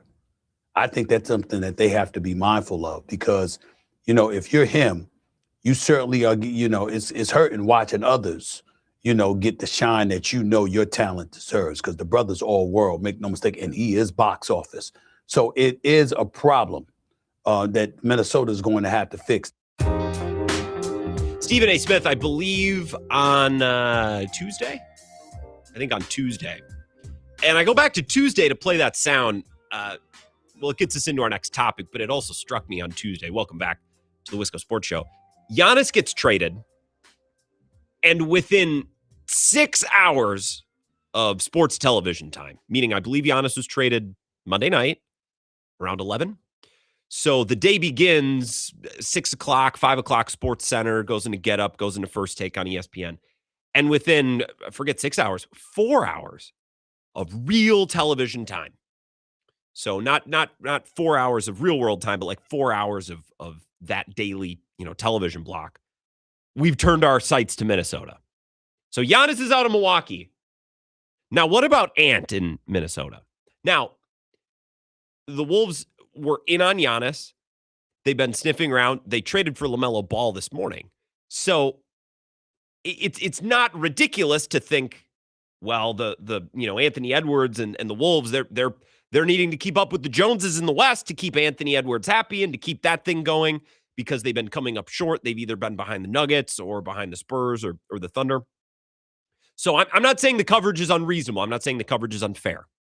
I think fans of smaller market NBA teams always want to act like the people on ESPN are out to get them, which I don't think is true, or at least not true all the time.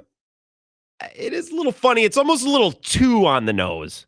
It's almost a little too on the nose that Giannis, after years of speculation, finally is traded to a bigger market team, the Miami Heat.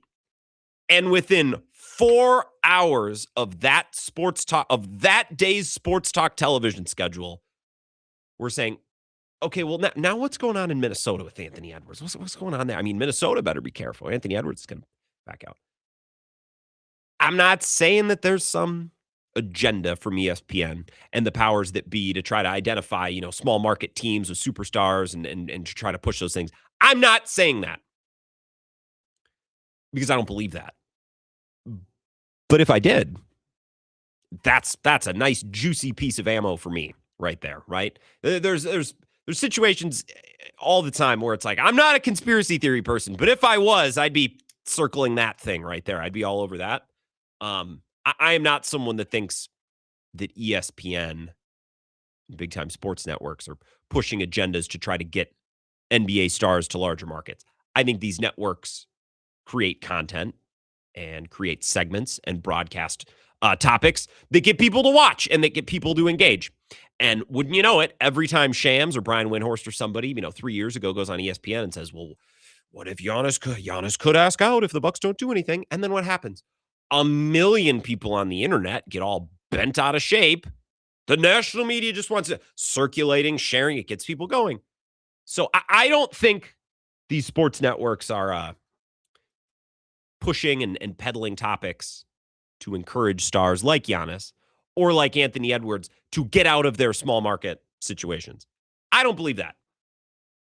But man, if I did, it's a nice piece of juicy red meat. I also think that folks at ESPN probably knew that the Wolves were pushing hard to make an acquisition, that they were probably, they tried hard on Giannis. They didn't have the pieces. It didn't make sense. So now they're sniffing around the LaMelo Ball. These guys knew that because Brian Windhorst knows that. And, other super connected NBA reporters at ESPN know that. Now, they can't come out and say that. They can't come out on First Take or on Get Up and say, hey, the Wolves are really concerned about Anthony Edwards maybe looking over the fence this offseason, so they're really pushing hard to try to get something done. They can't come out and say that. What they can come out and say is, man, the Wolves all of a sudden are in an interesting spot behind the Thunder, behind the Spurs in the West, with no clear path of immediate improvement. At what point did they start maybe getting aggressive and making a move to keep Ant healthy? Because they know behind the scenes they're trying to do exactly that.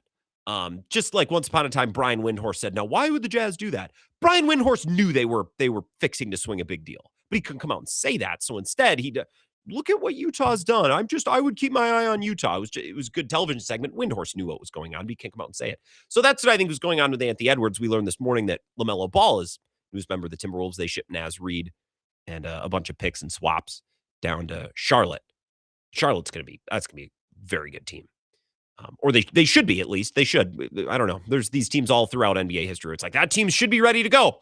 And then they never get off the ground. But Charlotte does feel, the coach and some of those players, like they should be ready to take a step this year. I think the NBA is having a moment right now.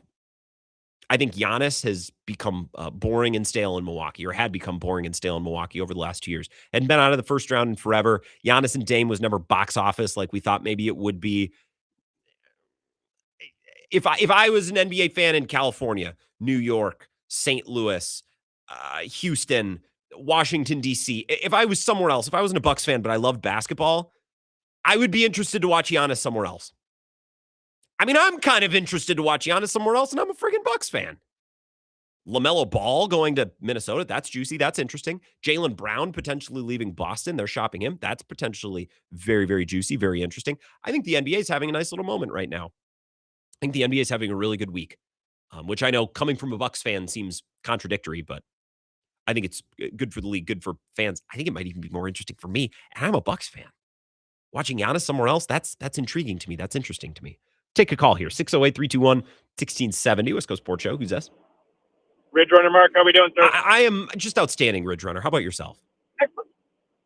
Doing great. So, in the past, even up to most recent,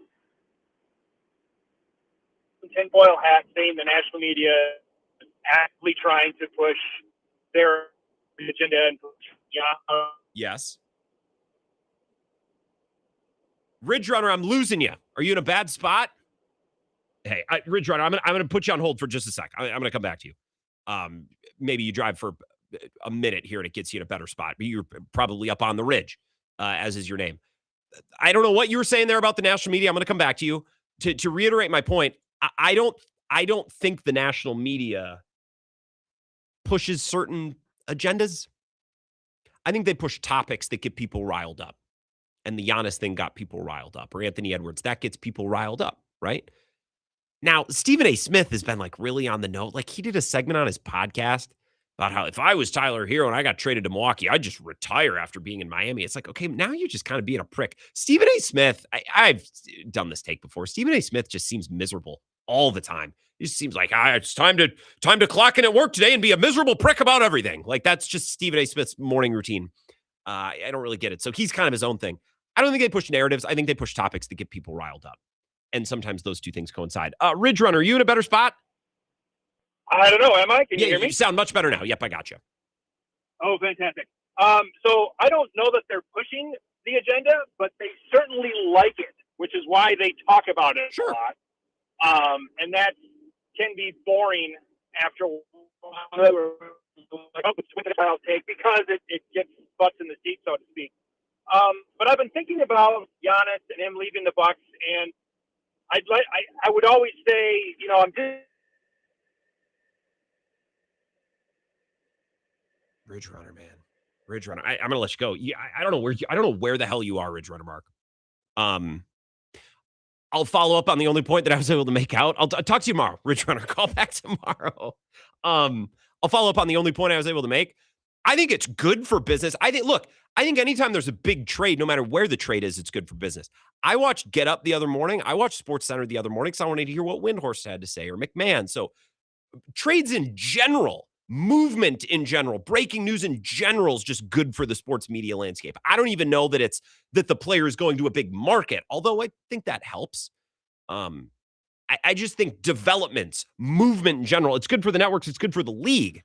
As is kind of my point, I think LaMelo moving is good for the league, good for the fan, the average fan. Same with Giannis. If Jaylen Brown moves, much of the same, because I think the Celtics have gotten a little boring too. Line number 2, West Coast Sports Show. Who's this? Hey, it's Uncle Packer. Good evening, Uncle Packer. Good evening. I'm ready for basketball to go away till it starts next year. Yes, sir. I'm going to see what happens. The same thing with like Badger football. It's hard to keep track of who's coming in, the quarterback and stuff. We'll see what happens. But I had this thought.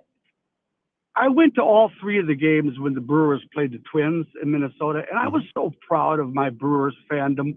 Everybody, it was at times the Let's Go Brewers was like way louder than the Twins. Yeah. And 5 years ago, I went to a Cubs Brewers game in Milwaukee, and that was bad. And I'm hoping this weekend the Brewers fans show up and just scream the Cubs out of town. I'm hoping we got them there. What do you think? Do you think we're going to be showing up and force? I think in every situation, Uncle Packer, I'm going to get to one more caller, so I'm going to let you go. Appreciate it. I think with Brewers Cubs fandom, you will just hear the crowd of whichever team is winning. You know what I mean? So if the Brewers and the Cubs are playing tomorrow night and the Brewers are winning, it's going to sound like the Brewers, there's more Brewers fans here tonight. Or if the Cubs are pouring it on, you say, wow, Cubs fans took over. That's unacceptable. We can't have that. It's just, you're going to hear whoever's winning. It'll be a good mix. I would imagine still the majority will probably be Brewers fans. I don't know, 60-40, whatever. I haven't gone to a Brewers Cubs game in 2 years, so I don't have a great frame of reference. You'll hear the crowd of the team that's winning. And even down at Wrigley, to a lesser extent, it's less dramatic, but you'll hear a lot of Brewers fans at Wrigley too if the Brewers are pouring it on. Lesser so, but you'll still hear a good Brewers contingent. Wisco Sports Show. Who's this? Hey, Grant. You know what today is? Coyote Mike, today is the Brewers off day. It's the 150th anniversary of Custer's Last Stand. Of course. And it's my birthday. Oh, happy birthday, Coyote Mike. I just wanted to call in and check with you. I think Uncle Packer's right there. I think the Brewer fans are going to come out smoking tomorrow night, and they're going to carry it all the way through the weekend. And I'm with you on Yelich. I've just come not to expect anything out of him anymore, even when he gets hot. Yeah. You know, the other night he was up there and 1, 2, 3 strikes out. So I just wanted to call and check in. I'm out riding my bike out in Coyote country here. So we'll bike safely. Hope you're doing well, Grant. You as well, Coyote Mike. Happy birthday. You know what today is? It's the 150th. That was the next thing on my list. That was going to be my next guess. General Custer's Last Stand. Yelich is hitting 139 over the last 2 weeks. However, get a pen, write it down. He's hitting a home run this week against the Cubs because he's a Patriot and because he's still a great Brewer. But that's a problem because he can't be hitting leadoff right now. He strikes out more than ever before in his career, and he's walking less than ever before in his career. He can't hit leadoff, but he definitely can't hit 2, 3, 4. So are we talking about a bottom half of the order hitter? And also, he's not Rhys Hoskins. He shouldn't be DHing at all with offense like that. It's a tricky spot. The Brewers are going to have to figure it out. Final segment of your thoughts off the text line, your comments on the live stream, and a brief thought on Summerfest, of which I will be attending tomorrow night. We'll wrap up with that next. This is the Wisco Sports Show with Grant Bills on the Wisconsin Sports Zone Radio Network.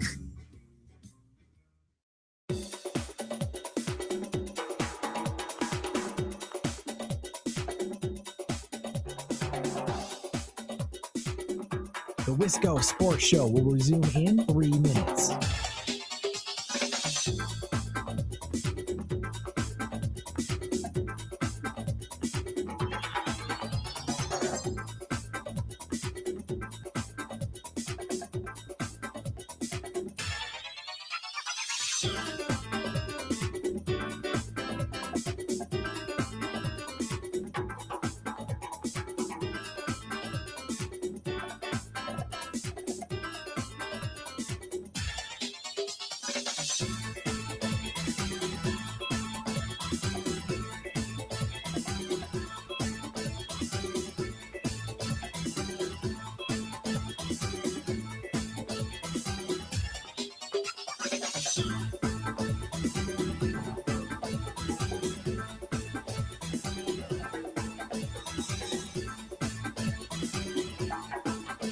The Wisco Sports Show will resume in 2 minutes.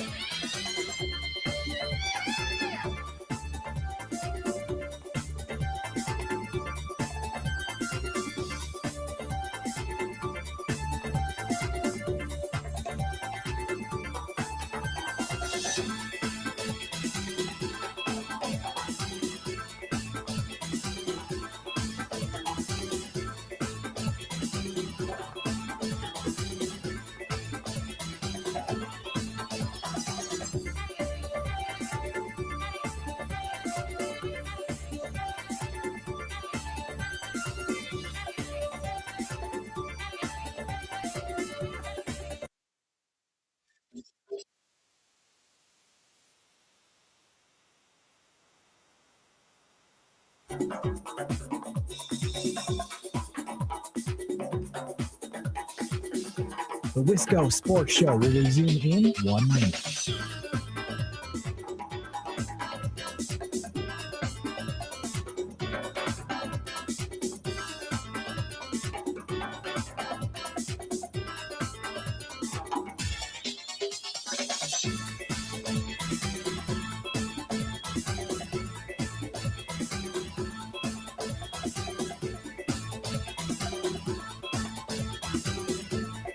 The Wisco Sports Show will resume in 30 seconds.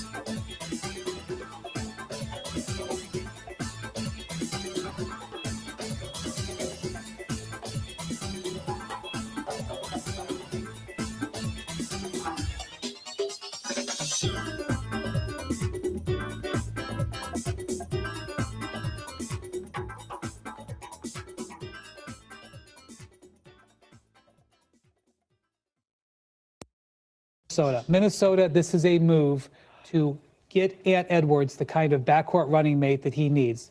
Ant Edwards was a guy that people, after Giannis getting traded, were like, is this the next star player to be traded? He has watched Karl-Anthony Towns go to New York in a trade that ended up not working out and win a championship. Where is his mind, his head at? He's tired of being double teamed. They get him a dynamic scorer in the backcourt. You throw a double team in Ant Edwards with LaMelo Ball on the court, you are playing with fire. LaMelo will drop 10 3-pointers on you in the blink of an eye. And so this is what their move is. To accomplish this, they are basically emptying their coffers. They are giving up, because this is going to end up sort of combining with the Julius Randle deal. They're trading two of their three best big men. Okay, in a Western Conference where everybody's getting bigger, they're trading big for small here, including Randle and Naz Reid, who's an incredibly highly respected and valued player, to Charlotte. Right. To get this deal done, they have to grease it with the 1 first-round pick they've got left and 3 pick swaps. A little bit from Brian Windhorst on the trade of LaMelo Ball. That's fun. I think the NBA is having a good week. Some interesting players moving around. Good shakeup. Jaylen Brown. Seems like that thing could kind of persist throughout the summer. The Celtics might be shopping him. I think it'd be good for the average NBA fan around the country. See Jaylen Brown in a new home as well. Tomorrow, I cut some sound for it tonight. We just never got to it. I want to talk about what's going on with the Mets. They're a catastrophe. Ken Rosenthal in foul territory today, giving an impassioned defense of David Stearns. And I'll just read the tweet here. It says, Mets fans calling for David Stearns should be Mets fans calling for David Stearns to be fired should be careful what they wish for, says Ken Rosenthal. Quote, the sport isn't exactly teeming with GM types. I would argue that baseball, more than any other league, is teeming with GM types. And I will pass along a quote that Bill has shared about something that he was told at the end of the Favre era. You can't move on from Favre. And this person in the Packers organization, I've always loved this quote, said, we can lose with anyone. And I would say that about the Mets and David Stearns. They can lose like this with anyone running the team. You better be careful. What? Did they bring in someone who puts together one of the worst baseball teams I've ever seen at that payroll? Yeah. So we'll get into that tomorrow. That'll be a fun topic for Friday. I'm also going to Summerfest tomorrow night. I have wedding festivities, rehearsal dinner in Milwaukee to attend, and then I will be going. Now, I'll be live. We'll be on full show tomorrow, and then I'm going to sneak down to Summerfest. Marcus King Band playing tomorrow night. I am prepared to be disappointed, which is not an attitude I like people to have. You should go in every concert with an open mind. I just love the Marcus King Band and those first 2 albums so much. That Black and Gold one, the first one. And then I think the red one, I think it's called Carolina Confessions. I have both on vinyl, Flags. I think they're incredible. Both of them are. But Marcus King, we've got the whole Black Keys thing now. We've got Dan. It's like Jimmy Haslam buying a sports team. Dan Arbach's producing your album. Oh, great. It's the same with Jack Antonoff, by the way. Taylor Swift needs to not do albums with Jack Antonoff anymore. Not that I care because I'm not a Swiftie, but I just, I can be unbiased as an outsider. She needs to stop doing that. I'm worried that I'm going to be let down by the Marcus King Band tomorrow night. Whatever. I got the tickets for free. My dad found some tickets. Appreciate it. Love you, Dad. So it's whatever. I just know that I think I'm going to be disappointed, but it'll be a good time because Summerfest is a ball. I love Summerfest. Now, apparently Justin does not like Summerfest. If you missed Justin Garcia in the first hour, he's out on Summerfest. I think, by the way, anybody who lives in Milwaukee says, the old format, they need to go back to the old format. No. I think this is yet another way, I say this lovingly, of the Milwaukee people, the Milwaukee folks feeling like they are superior in Milwaukee and we know better and we're going to exclude the rest of the state. And I think that's deep down, that's why people complain about the format, is because Milwaukee is less of their thing now with this format. It's more of everybody's thing. Put it in the same bucket as the uproar to the Wisco jerseys. Sorry, love Milwaukee, mean it. I'll be there tomorrow. Looking forward to it. Have an excellent night. Enjoy the night off from the Brewers. I'll talk to you tomorrow at 4. Never